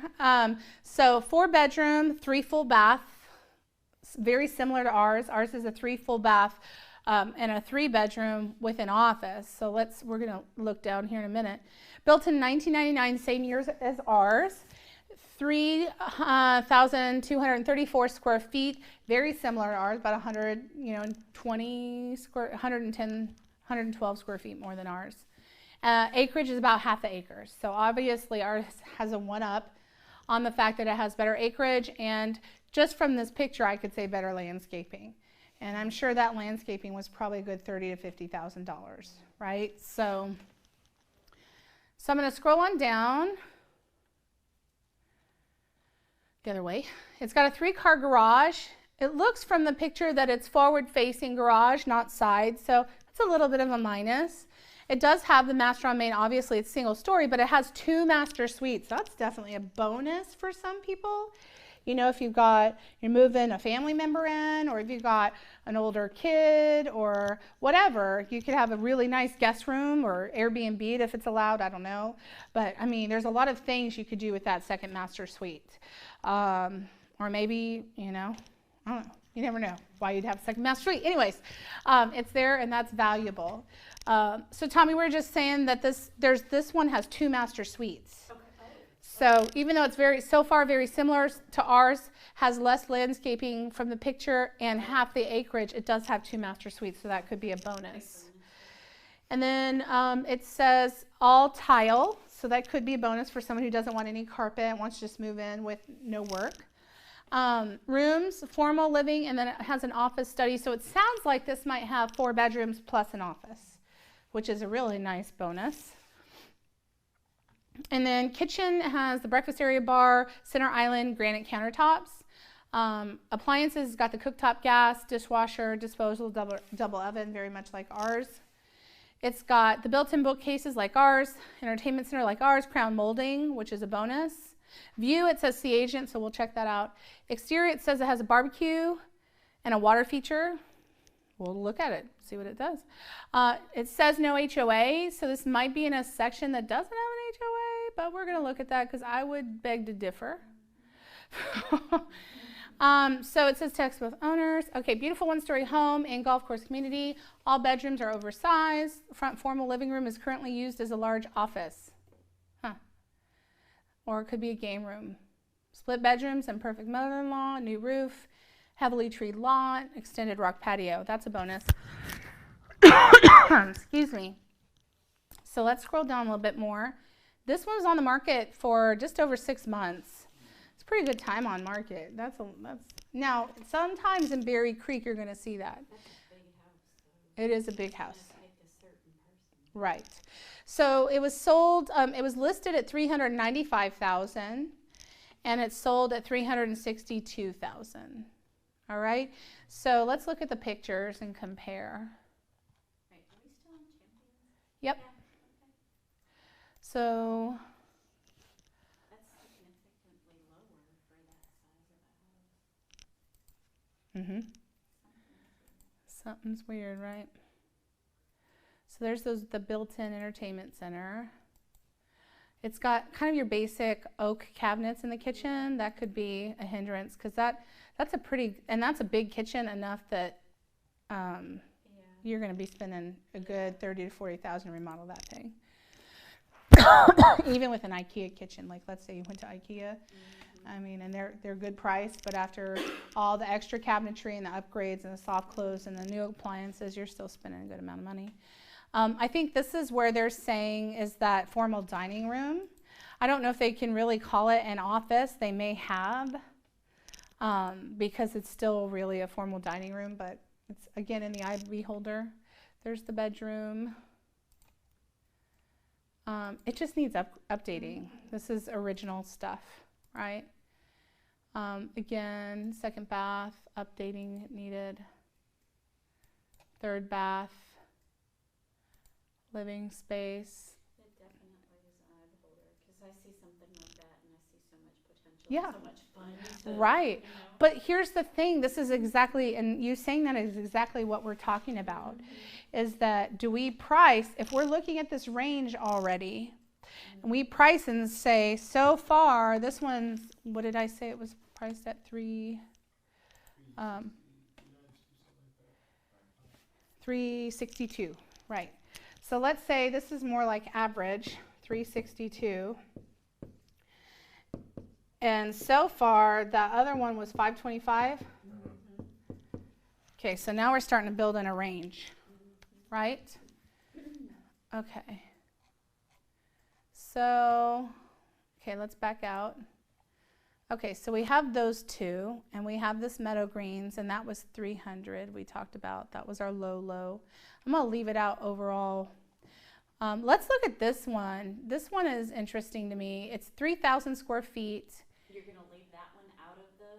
I'm going to, for right now, yes. Okay. For right now, yes. Because remember, the most important thing is we know about it. Right. And we're going to talk about it as a rehab. Right. But I'm thinking, before even looking at the pictures of that other house, we're going to be somewhere in between here. Right. So we know this is there, but we're going to be here. Okay, so I am going to go ahead and look at this 3,000 or 3215 Oak Tree Drive. All right. So it's kind of side front entry of the house. It's one of those things.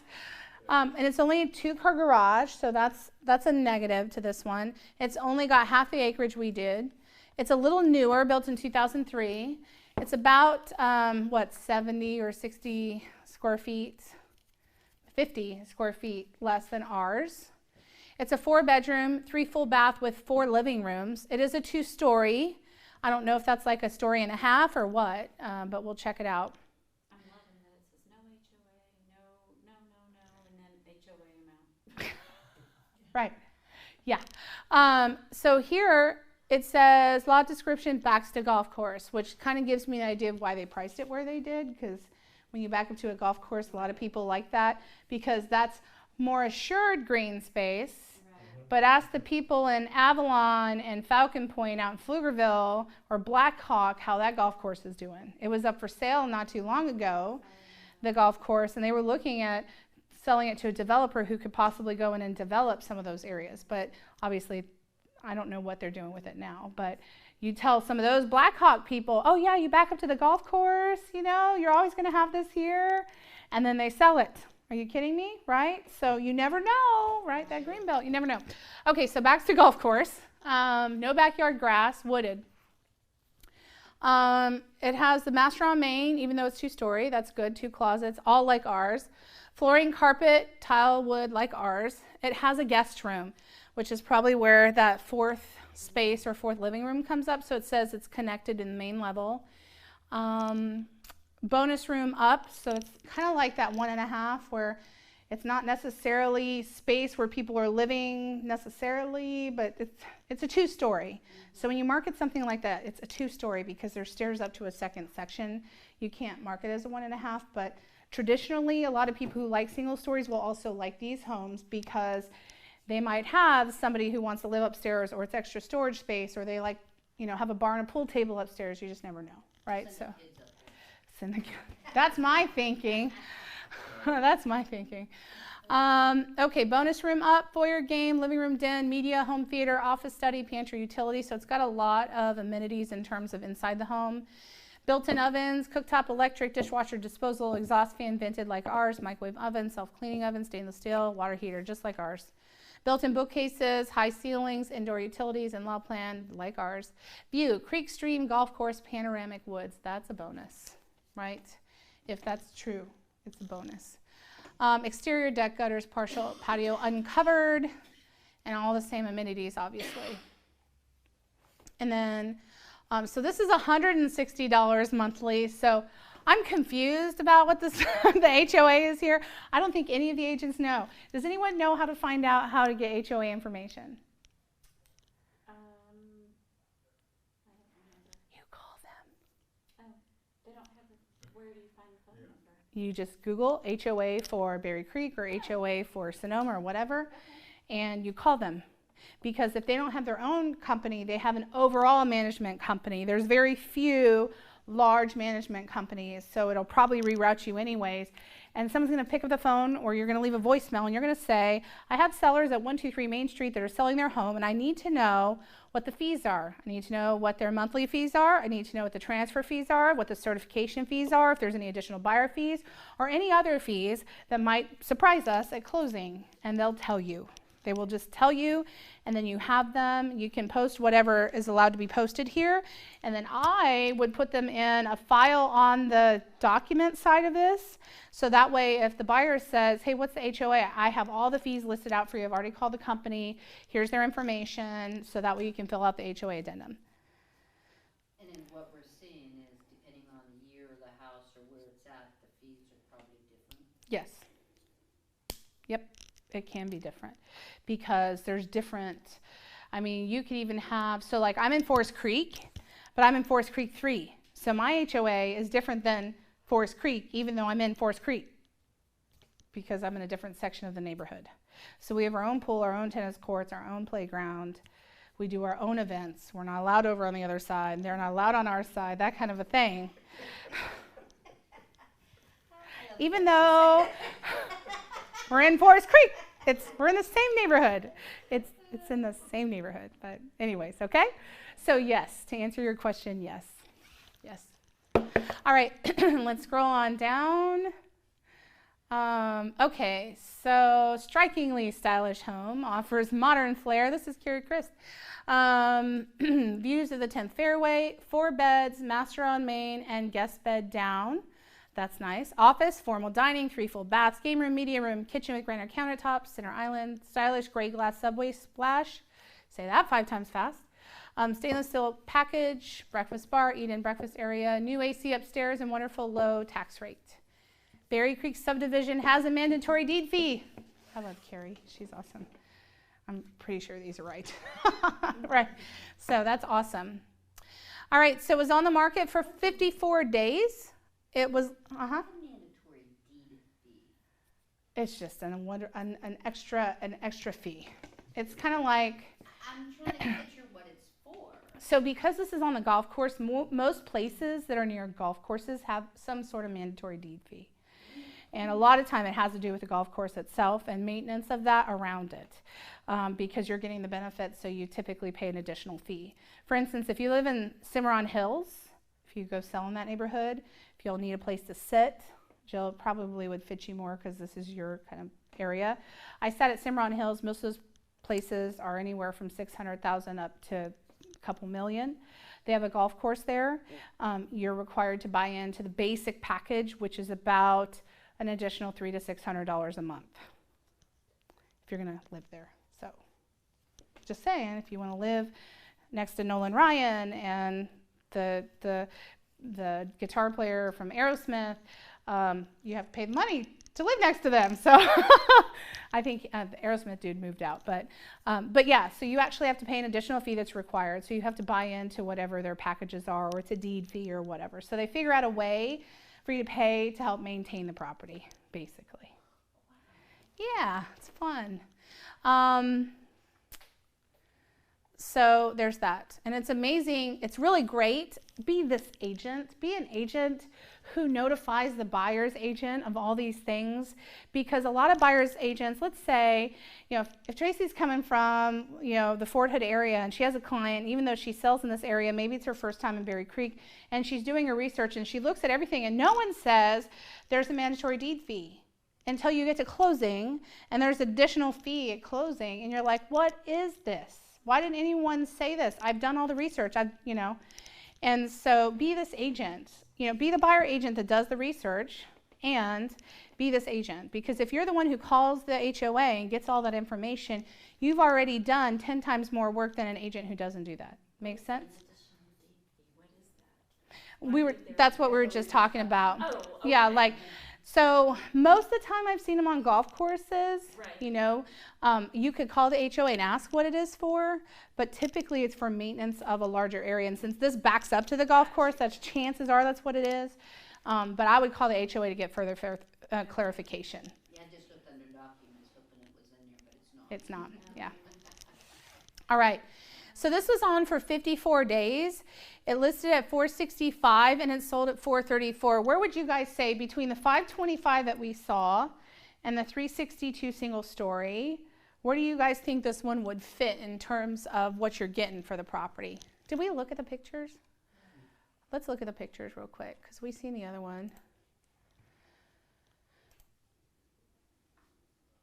That's nice, right? Nice entry. It's got a lot of oak. You're going to see that a lot in Berry Creek. Just a lot of oak. Nice picture windows. But a lot of people don't like that anymore. No. Yeah. So oak. But Between 450 maybe? Between 4 and 450 maybe?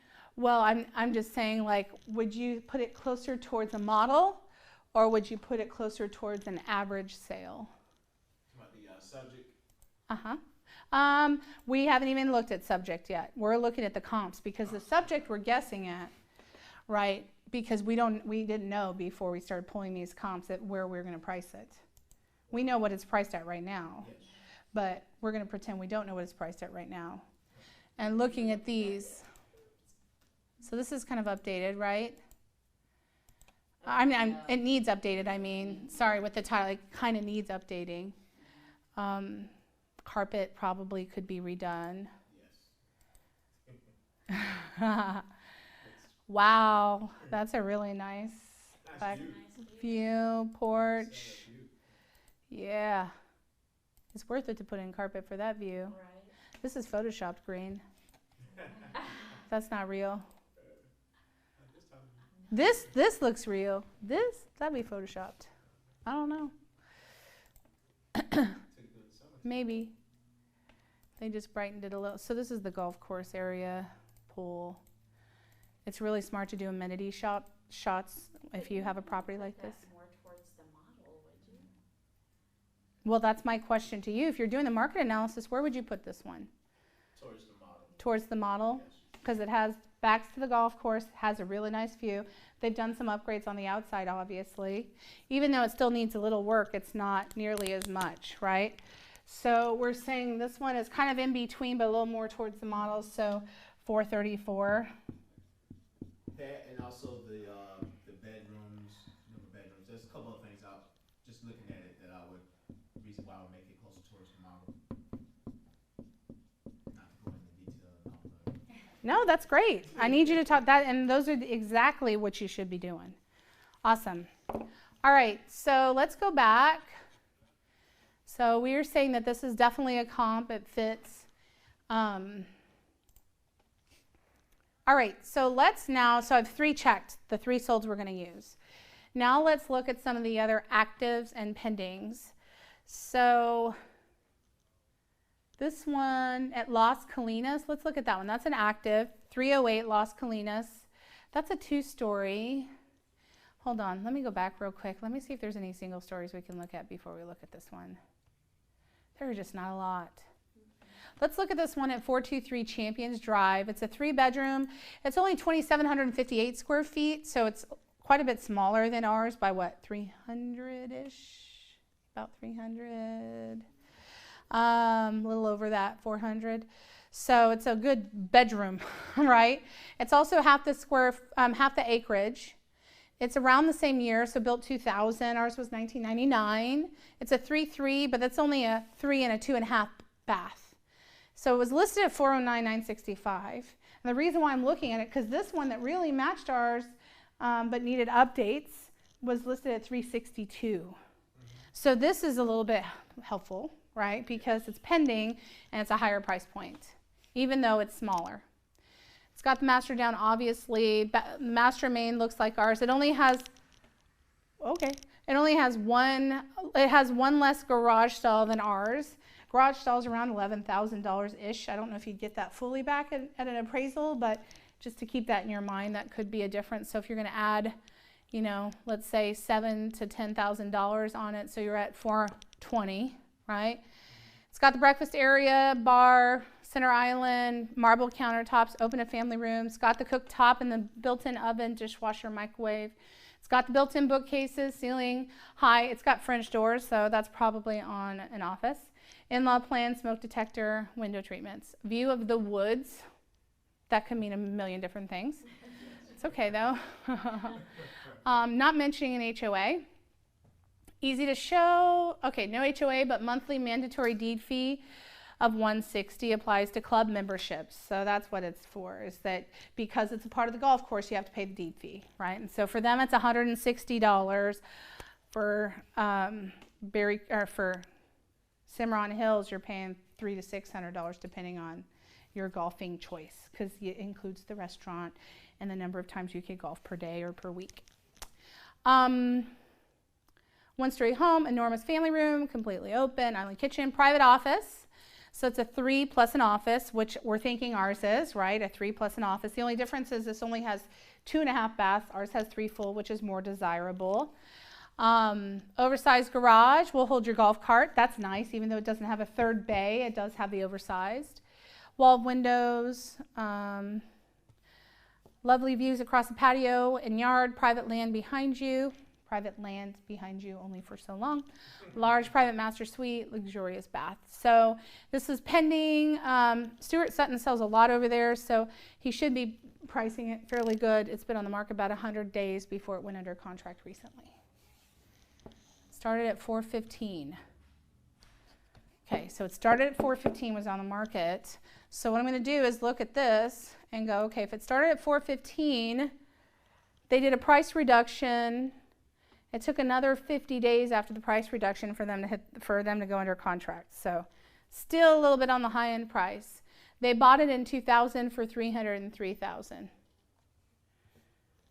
So that's a pretty good gain, about 100,000 and almost 20 years. Gosh, it's been 20 years since 2000. Oh, okay, moving on. So I'm going to go ahead and check this. I think this is a great comp. So where would you rate this comp? We don't know what it's sold at. It could very well sell under $400,000, which will close by the time we close and be used as a comp. But at 409 or 410, where would you rate? Rate this one in this section.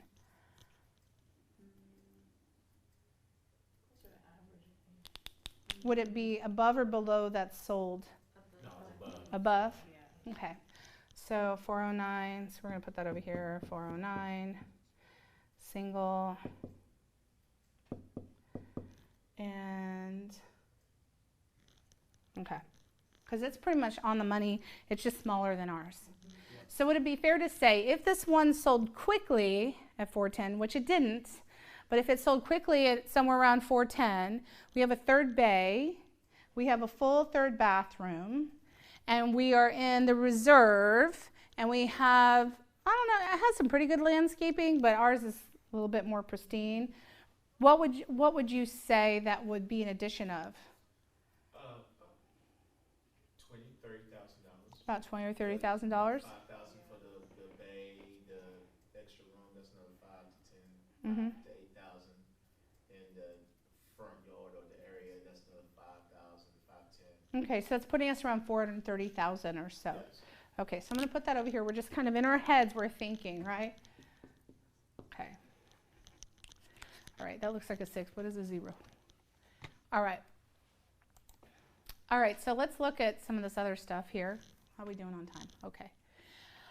All right, so what else could help us out a little bit? So there's this one.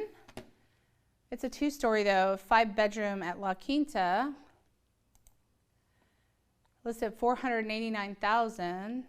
Pretty fancy looking. Mm-hmm. Been on the market for 78 days. 2 beds down, living, formal dining, granite counters, breakfast, white cabinets, large utility, recent interior, backyard pool, as many updates, recently resurfaced, landscaping, large master with updated bath, study off the master, perfect spot for working from home. Upstairs, 4 bedrooms with living area. Garage has large additional room with sink for storage or whatever you'd like. Seller will pay 1 year of mandatory deed fees with accepted offer. All right. It is a 5-bedroom, 1 down, 4 up. That's a negative in most people's minds. Without at least a 2nd bedroom down, because if you have guests, you typically don't want to put them upstairs with everyone else if there is other people upstairs. Built in 1997, so just a few years before ours. Right around our square feet at about 100 less at 3023. A little smaller on the acreage for such a large home, so but not by much. It's only got the 2-car garage. Has the rear entry, so maybe there is a fancy driveway, or maybe you come in from an alleyway, it's hard to tell. Double vanity, so pretty much the master looks good. The flooring is like ours, appliances is like ours, the interior is exactly like ours, except they have a wet bar, which again could be good or bad because a lot of times they're dated. Agent remarks. This has a pool and ours didn't, right? Correct. Okay. Which again could be good, Yeah. could not be good.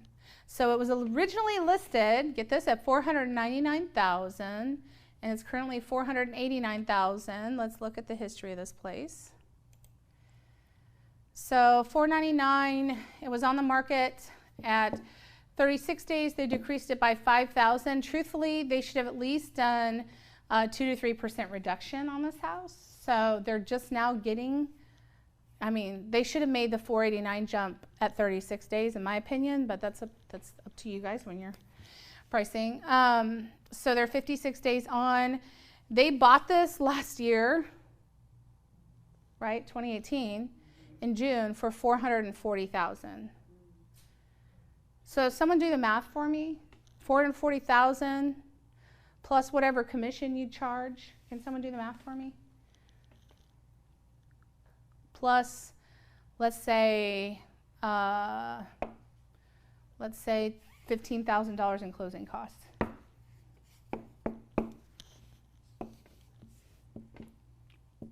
And when they bought it, it was on the market for $460,000, and then they bought it. It was on the market for 152 days, 1 year ago.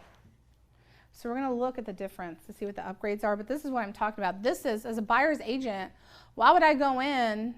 Right here, I'm paying commissions as a buyer because what did you do differently, right? So we'll look at that. But does that make sense? It doesn't make You're not. sense to price it that high. You didn't do anything different to it. Right. And you bought it for a certain price. That's almost looks like $49,000 overpriced right now. Did you do the math for me? 482. 482. So that's exactly what they're doing. They've just tacked in what they'd pay for agent commissions plus their closing costs so they can break even, right? So if I'm a buyer's agent, if your buyer's buying this house, the first thing I do is look at that and say, okay, I know their bottom line is 482. Is my buyer willing to pay all that? Because maybe the seller takes a hit if they have to sell the house just over a year after they bought it, right? That's the unfortunate part. So let's look at pictures. All right. Beautiful entry, if you like that. Nice pool. Huge lot. Doesn't look like there's a fence. Okay, there's one back there. So is that an above ground pool? No? No, yeah, so Oh, okay. It looked like it, but it was just the seating. Watch your pictures there, folks. yeah, that So wasn't that's a nice. good picture. Yeah, it looked like an above ground pool. I was like, oh. And Berry Creek, so nice. Real wood floor there. Nice kitchen. Makes such a difference when you're looking at it, other than the oak. No, you may. Big lot. Yeah, ours is bigger though. We haven't really looked at the pictures of ours on purpose yet, because again, you're going to go in blind. Most of the time, you won't be able to see those pictures ahead of time. Or if you do, they're old. That's a nice remodel in the bathroom. There's that.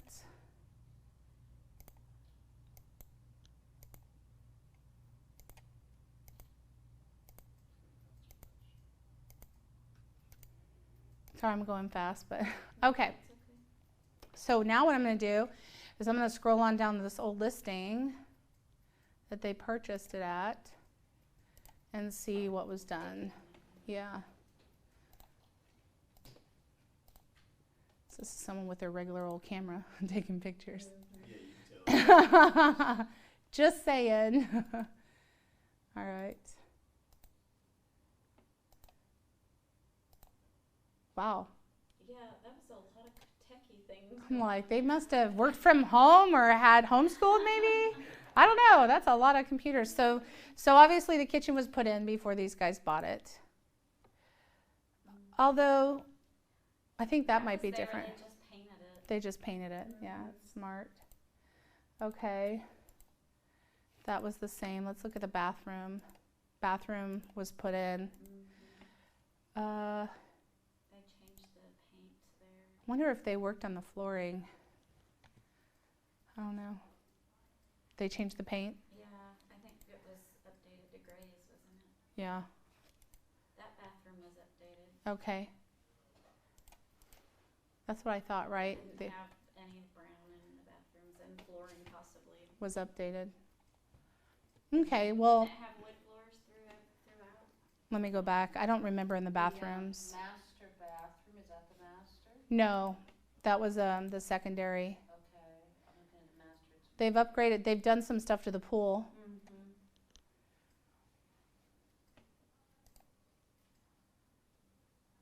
Put the slide in. They've invested in Fire keeping pit the they put landscape in. nice too. Mm-hmm.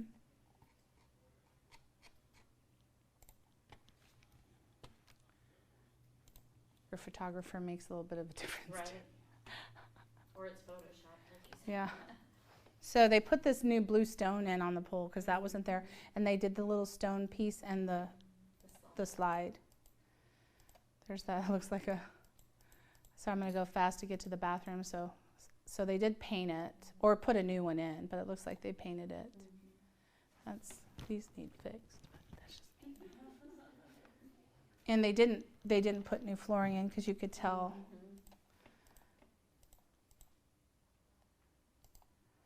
So secondary. They painted it. They may have touched it up. Let's look at that bathroom though. So sometimes those older pictures, I guess when it was sold previously, sometimes they'll be in there so you can take a look at it. Yes, Okay. not always. No. Nope. So it's the same. And that's very helpful. It's just a You can different see picture. the difference. So it looks like to me they've not done anything different other than maintain the landscaping, which could cost. Yeah. The main killer, they're just charging for all those fees, and me representing a buyer, I would be like, if you really didn't like the house and you wanted to look at other houses, then I wouldn't pay that price for it. And if I did like the house, I would advise that buyer to, shoot for that 440 if they really loved it instead of Right. shooting for the 489. So, but now that we're working with the seller, we know that this should probably be somewhere around maybe 450,000, 440, 450. Yeah. So where would we put this house in terms of the list?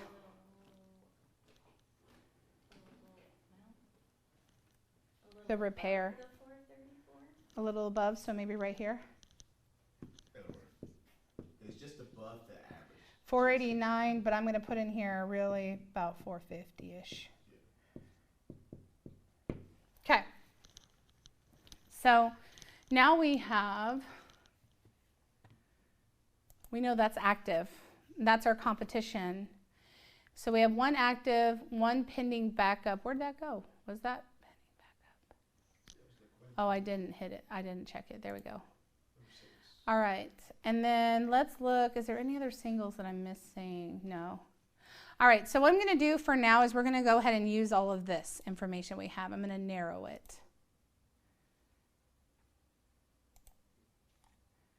All right, so I have 3 sold, 1 active, and 1 pending, which I think give us a pretty good idea of what's about to either hit the market, completely closed, or that's been sold. And all of the solds are within 90 days, if you'll notice. I like to use them as recent as possible because once you start going past that, and there are some that you can use within the 90 days, you're going to be fighting an appraiser on something because he's going to pull the newest comps, okay? So looking at everything, we've got a 525, we've got a 372, we've got a 450, we've got a 49, and we got a 409. The 3 comps are completely separated, 525, 450, and 372. Actually, I'm sorry, 525, 434, and 362. And then you have your 489 and your 409. And if I'm looking at this, so we know this 525 is model. And we know the 434 is really like spot on, right? We really like that one. And that was the one that sold. It was about our same square footage. The only difference was it had the 1.5 story, okay? So right now, this is, so far, we feel like this one is priced well, even though it took 54 days to sell. Right now, based on everything else we've seen, this one's priced the best, right? We've got the 362. That one sold in 186 days, so there was something about it that was struggling to sell. And then that 489, which we know should really be around 450. And this 409, which was a single story, but it was smaller, and we said we'd put it around, what did we say, about 430. 430. Oh, do we start seeing some things here, right? Are we starting to see some similarities? All right. So, based on what we know real quick, and we put this up here, right, 430. So, based on what we know, and everything we've looked at, we know our house is a 3-bedroom, 3 full bath, 3122 square feet, 1999, single story on almost half an acre, which the only one that really matched that was this one up here, right? That's kind of a star. There. Okay, so that one was 0.55, and then this one for 440 is the next closest one at about 0.37 acres, right? So in terms of lot size, those two match the most. It's got the 3-car garage with the side entry, which looks really nice, at least in the picture we see. Almost all of these match all the goodies, right? All the upgrades, updates. There are some like this one, obviously this one, and then this one at 409 was pretty good, but still needed some updating. This one definitely needed some updating, that 450, right? So ours potentially could be more updated than this one there. And that's pretty much it. So that's what we know. So not looking at the pictures of 502, our subject property, not knowing what it looks like, and if you've looked at it, just pretend. But not knowing what it looks like, based on what we have here, what would you advise your clients on a range? Based off the comps. I would go from the high side being 525 to 434, somewhere around there, because those ones kind of match. Okay. Because 525 matched all the rooms and everything. They had like 1 or 2 things more, but kind of hit on the high side, and then on the low side, 434. Okay, so why don't we skim that in just a little bit and make it a little skinnier of a range. Let's look at this. So it's a larger acre, so it's almost 0.6 acreage over here, 0.55. And let's see. It's a complete remodel. Every room updated, and this has a pool. Ours doesn't have a pool. It's not completely remodeled, and it's got a larger lot, and it's got 2 extra bedrooms, right? It's a 5? No, it's a 4. It's a 4-3 plus an office. Ours is a 3-3 plus an office. So it's got an extra bedroom. It's got 1 less car garage, so that's probably equal in the bedroom. But it's got, what did I say? Doesn't have a pool. Oh, it's completely remodeled. Yeah. And we don't know So what that remodel. around 5,000 for each bedroom, about 15 for the pool, and probably another 10, 15 for the lot difference, right? Mm-hmm. So 490 on the high side, and then on the low side. What do y'all think? 490 on the high side? What are y'all feeling? Take off all the 5, 10,000. Yeah, I would think. The low side. I wouldn't go below 434. I wouldn't. Why not? Because you already pulled up a comp that's pretty comparable. The others don't compare to it as well as the higher model does, so. That we know of. But here's the thing. This is where we set our sellers, and this is where I want you to really watch your mindset here. Because I know you're trying to give them the most money possible. How do you get them the most money possible? By being fair. By being fair. But find out their motivational level. Right. Yeah. And then also But in this price range, how do you get them the most money possible? Price it right. You price it right.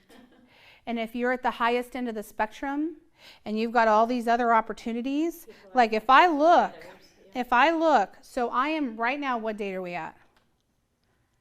What do you mean, what date? What date? What's today's date? End of the month. The 22nd of November. That's What true. happens next week? Right. Thanksgiving. About a So we're 30 down a week. got a 30 Then we're in window. December 1st, so we have 3 weeks to sell this house. We have 3 weeks. So, Would you want them to list it at 490, looking at the fact that this is 430, 434, 450, 409? 450 to Right? 480 range.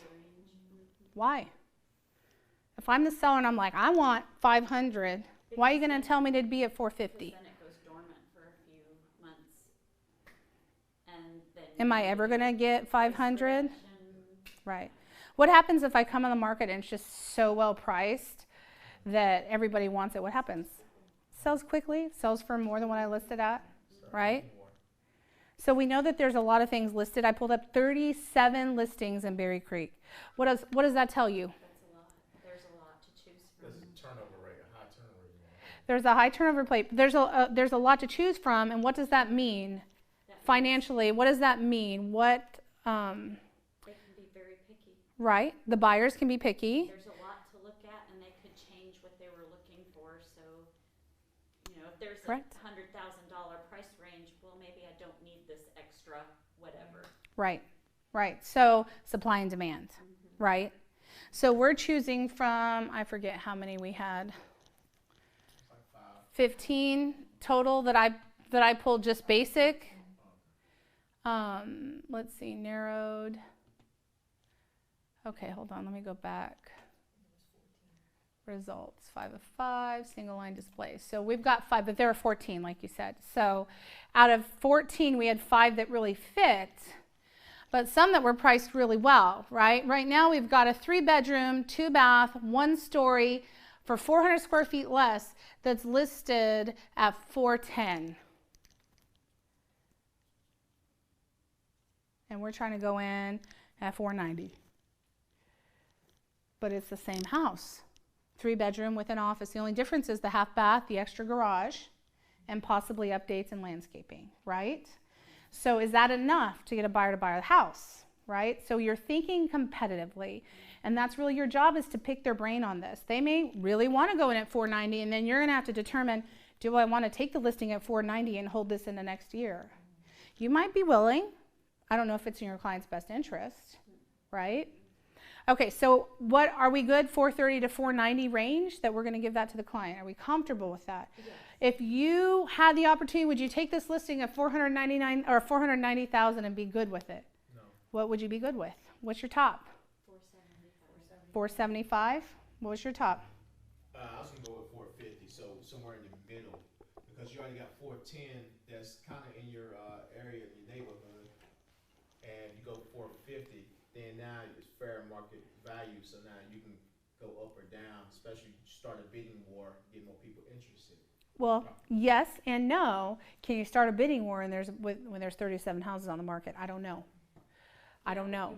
If you had 2 houses on the market, yes, I'm on the choo-choo train for bidding war. But you want to give them room to come in with a lower offer. Not necessarily, because people, here's the thing, I call it my Walmart philosophy. Is it okay if we go about 10 to 15 minutes over? Is everyone okay with that? If you got to go, it's okay. Because I know we're taking a lot of time, but I hope you're getting a lot out of this. I call it the Walmart philosophy, and I do it because I shop at Walmart. Let's just be real.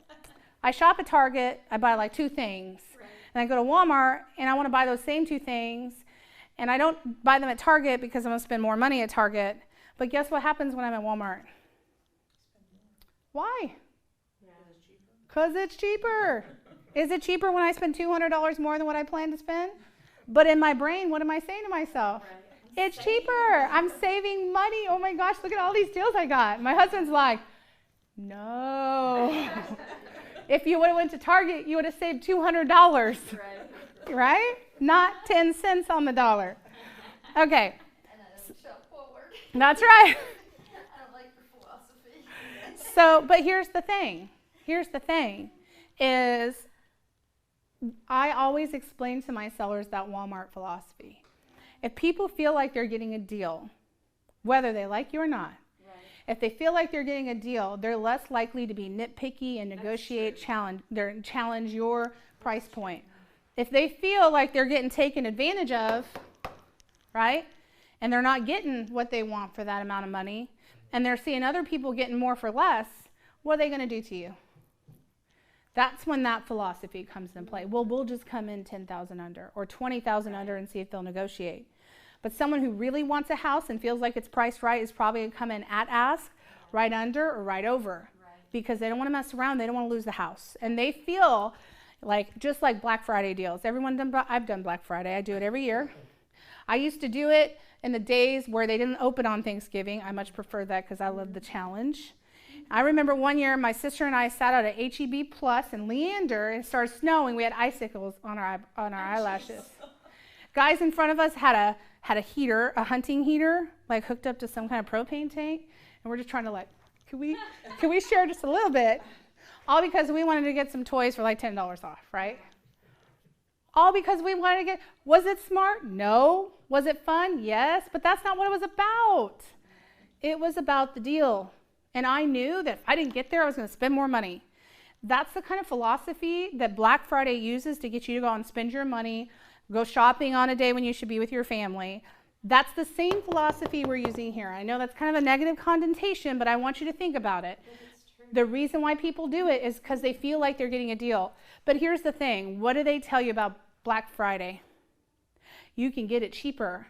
If you buy it earlier on in the year and some of the pre-Black Friday sales, you could get it cheaper. But what do? They put 1 or 2 items, they really lower the price and get you in the door, and they hike the price up on everything else, and you start buying other stuff. So the reality is, guess what happens on Black Friday? You spend more money. You spend more money. The times I've not gone Black Friday shopping, my husband's like, man, we did good for Christmas this year. I was like, yeah, because I didn't go Black Friday shopping. Thought I need to buy everyone 10 gifts because they were cheap. Right? This is the same thing, okay? So you have to think like a buyer when you're pricing a house. You have to think like a buyer. And if you do that and you're honest with the seller and say, I know you want $500,000. I want to get you $500,000. Look, I will price your house for $1 million tomorrow if I knew it could appraise. But guess what? I'm looking at the numbers. I've showed you everything. What in your mind tells you this is going to appraise for $500,000? This house, because it's remodeled, it's got a pool, it's got a yard that's like crazy cool. You know what I'm saying? It might not even have the deed fee. That's $160 a month. I don't know. I have to go back and look. But that could be a huge difference too. For a buyer, they might be willing to pay $500,000 and they don't have to pay the $160 deed fee. Right. Okay? Does that make sense? All right. This is why it's important to know, because you want to go in and impress the seller and say, look, I'll get you $490,000. You bet I'll do it. But I can't promise you're going to be able to keep your promise. So let me ask you this, as we're sitting here doing our CMAs as they come up, do we have a quality control that we can run them by Yeah, somebody you can before? email me an address. Don't do it last minute, please. Right now during this season, please don't do it last minute because I have a lot of calls coming in. Right. But you can email me and say, hey, can you check this address? Okay. Don't tell me anything because I don't want to be swayed by what your price point is. Right. So, and I can do this in 20 minutes or less. Okay. Yeah. Yeah. Just the first couple. If it's a challenging one and I'm not sure, then I can get you in touch with somebody who has a little bit more appraisal knowledge. And I'm not an appraiser by any means, but this has worked well with me. Of course, I was in the market in 2015. My average days on market was 7. So it's not like, you know, and listings were my thing. I love listings. So I was probably, in the beginning, I was probably 75% buyers, the rest sellers, and I moved towards about 65% listings. And that's when my business changed. And I want you guys to get good at this because you could hold 22 listings to 8 buyers, guys. 22 deals to 8. It makes a huge difference in your life. Yes. You can actually breathe a little bit when you're working with sellers who are priced right because they're selling. You know, you're going to have attrition. You're going to have fall about 30% in your business a year. The better you are at this, though, the less likely you're going to have issues or challenges getting through the deal. Does that make sense? And if you get a feeling in your stomach when you're talking to that seller, it's going to be a challenge. They're already negotiating with you. Double check yourself. If they're not going to listen then, they're not going to listen when negotiations happen. The deal's going to fall apart after you've spent money on photos, after you've spent money driving, cleaning, you name it, opening the door a million times, right? So just be smart about it and listen to your gut, right? Stand up for what you really think is right because you're doing that to protect them, not just you. Okay? So I'm going to do something real quick. So if I go to actions over here, I'm going to do a quick CMA. Don't do this before you do everything else we just did. This is the easy button, and it doesn't make a difference if you know how to use the easy button if you don't know all the rest of the stuff, because this doesn't tell you anything other than to support what you've just done. All right, so Jill, can you do some math for me again? Let's take 440,000. Okay. Okay.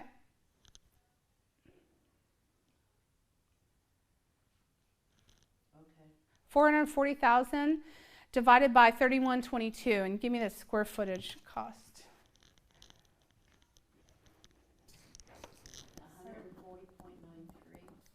140.935. 40. So about 140 a square foot. All right. So I'm going to look over here at the active listings. So we're only using one, but it kind of gives us an idea. So we're right under, so they're at 160,176 a square foot. You see that over there? Okay, so they're at 160,176. So if we go in at 140, we're still well priced. We're not the most expensive one on the market. That one is a 2-story. That's the huge one, right? And it's priced at 49. So 440, we were a little larger with less bedrooms. So it's more attractive, right? And that one's been on the market 78 days so far. Can I ask a quick question? Yeah. How did you get to that screen? That's exactly what Oh, I'm trying to sorry. do, too. Sorry, over here, there's a button on the bottom. So see, I narrowed all of these. Did you see how I narrowed? Yeah. And then I click quick CMA.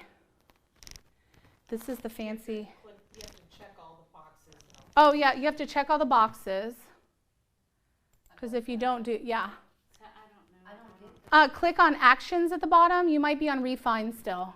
I think that I'm back on the house, Gotcha. so I don't remember how. Go to Now I single. got it. Okay, thank Go to the results. Go back up. scroll all the way up. There I'm you go. cold. Oh, My okay. finger's Oh, that's not- okay. And then click on, More scroll up a than- little bit. More. Okay. Oh, up here. Single line, agent single line display. All right. Okay. And so you hit that quick CMA button after you've checked all your boxes. And this is, I call this the easy button because a lot of agents just click this and go, well, look at what the market says. This is great. We should list here. Yeah. They didn't do all this other work, right? I mean, you could do that too, but there's a chance you can be off, right? Because you don't know the details of why these things are priced the way they are. So 423 Champions pending at 148.65 a square foot. That's this other single story listed at 409 at 104 days on market, right? So we're still under that. So if our clients need to get the heck out of Dodge before New Year's Eve, 140 a square foot's looking really good right now, right? Because this was 148, almost 149 a square foot. Now, looking at solds, we've got a range, obviously. We had the one that was a single story at 327 Champions, that low one was at about 112 a square foot. The most expensive one was at 159 a square foot. And then that one right in the middle at 450 was at 141.30 a square foot, sold in 54 days. How do you think we're doing at 140 a square foot looking at those numbers? How do you think we're doing? A little on the high end. Okay, a little on the high end. This is at 440. Now remember that one, the 362. If you're looking at the square footage. Well, remember, I only look at square footage to make sure if I'm going to talk to an appraiser where we're at. Okay. But most people buy with price point. They don't buy with square footage. And they're pretty close. Yeah, unless they have a history as a realtor and they think in square footage. But most of the time they buy in price point, right? So over down here, the average for all sold is 137.51 a square foot, and we're at 140. So what do you think? Based on knowing nothing, like only knowing what we know, not seeing pictures, you think 140-ish? Now remember, we've just given them a price range, right? 140 is at 440, so 430 would be under. What's 430? Can you do 430,000 divided by 3122? And you would print this? Sorry? 137.73. On the money. 137.51 average sold. Wow, that's pretty close. How y'all feel about that? Pretty good. Y'all did it. I just walked you through it. I mean, Right? it helped out instead of just going through RPR and those Right. other things. Okay, let me tell you about So now RPR. So now you see the bigger picture. Let me tell you about RPR. RPR is great if you're going to press a button.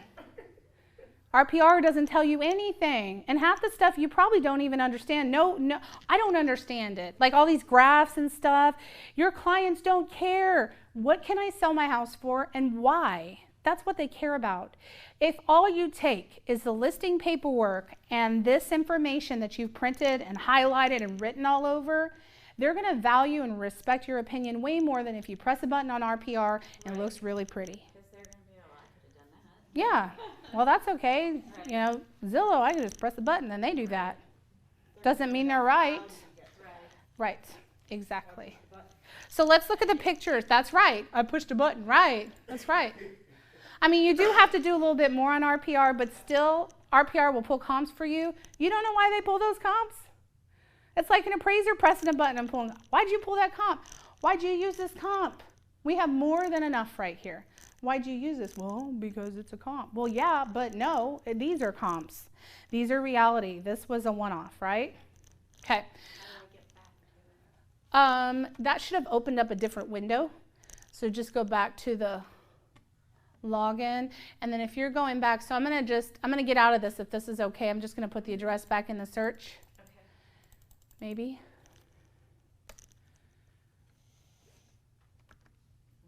What was it? 502? 502 Sarah's in. It's probably the wrong way to say it, but that's okay. So let's look at these pictures. So now you're walking through the house. You may come in with this price range, and you may start walking through the house and going, oh my gosh, it's worth way more. Or you might walk through the house and go, this is like $20,000 less than what I figured. because they told me they put new flooring in, but that was just in the bathroom, right? So be prepared. Like I've walked into all kinds of different situations before. It was a great house, but maybe the animals had their way with the whatever, boards and the trim and use the carpet and all those types of things. And so I'm never trying to offend anybody, but the reality is I got to be a buyer. When I'm looking at your house, I have to be a buyer. And as a buyer, I know you told me all of these things, but it may not actually fit what we had talked about. So we're going to have to adjust that range that I originally thought, unless you want to do what it takes to get to this price range. Right? All right, so let's look at this. Okay, we'll just look up here this landscaping is phenomenal. They've definitely done a lot. So this is nice. Lots of carpet still. Got some yellow paint in there. Like mustard, maybe. And need some updates because people don't necessarily love the shower's fine, but people don't love that tile in the bath. I think it would probably be okay if the paint didn't contrast. Yeah. You have, it's not oak. It's definitely more of a warm, like a walnut color. It's got all black appliances except for the fridge. So it's not bad compared to some of the other ones we saw where, I don't know about y'all. What do y'all think? Is this like stunning or do you think it's kind of average? I think it's average, and Okay. I think if you did some gray paint Uh-huh. on those cabinets and change the mustardy theme through there, it would make a huge difference. Agreed. I did that to my house and it made a huge difference because ours was like a beigey beige and we went gray and it made a huge difference. So that's a challenge, right? That build-in, because that's like a 12-inch TV. I don't know, maybe it's the picture, but I would be like, now you could put a TV over there, but not a 70-inch still. So I don't know, but okay. So pretty decent, little small feeling for a 3,000 square foot house in the pictures. I don't know. Nice bedroom, no carpet in the bedroom. It's like an extra space off of the, yeah, that is nice. I would agree with that. But still upgrades needed to happen. Oh, yes. So some upgrades need to happen on that countertop. It's got white cabinetry. All they got to do is rip that off. And I got a counter guy that could do that for like less than $1,000. Nice. And but this is also a walkthrough, so it's not a dedicated laundry space. It's a walkthrough. I don't know about y'all, but I like a dedicated laundry if I'm spending $400,000 on a house. Just me. So nice. A really nice little covered patio area if you like to entertain. So that's nice. Really nice space. And lots of privacy. Yeah. Just based on the picture. You can't really tell till you're standing back there, but it looks like a good amount of privacy. Yeah. All right, so how do y'all feel about the price range after looking at the photos? I still think it's good. I feel pretty good. Paint is easy. Yeah. For someone to come in and paint, because Yeah. you can really do that on your own anyway. Right, You know, Right. $5,000 and it's a whole different look. That's not a make or break. right. Well, now y'all know how to do a market analysis. Not too scary, just takes a little bit of extra work. Here's the beauty of it. It took us a while because I walked you through a lot of points, but the reality is you'll get quick at this. You can do it in less than 30 minutes. You'll still have some funky ones where you've got outliers or it's on its own, there's no comps. Call somebody, and if it's a big challenge, especially Temple, Belton, Fort Hood, Killeen area, we have someone you could talk to if it's a challenge out there who knows the area in the appraisal side of things. So, yeah. But here's the thing: all of the things we used can be used on every property. The only challenge is if, for instance, like I had this problem in East Austin where everything around it was not up to par. It was like little bitty 900 square foot homes, and then you'd have this like crazy 2 property condos and on one lot next door, and people were buying land for 200 grand. Just craziness, right? And so those types of things you're definitely going to have to reach out on your entire career. Something's going to stump you in market analysis, and it's important that you don't just guess. So definitely ask and get to know people who have an appraisal interest, or somebody like Candy Cook, take a class from her. Bill Jones is awesome to reach out to if you have questions on appraisal. And then whomever we have come out for this appraisal class also sat on the appraisal board, which will have a lot of insight for you. It doesn't hurt you to make friends with appraisers, to have 3 that you trust, that you can call on if you have questions, or if you can advise your seller to have someone come out and give them an opinion. Bill Jones is out in the Temple Belton area. And he's a Keller Williams agent? He's got like a property manager. He is phenomenal, and he's been in the business a while and really understands the different laws of valuation. Okay? So if I want to get involved in more of the farm and ranch area, where do I start? You start by taking farm and ranch classes. Megan Turnipseed or Norma Carlton are really great at that. Also Russ Phillips. They all have really good experience in farm and ranch. But as of now, this class is done. I'm going to turn off my mic. If you have any questions, let me know.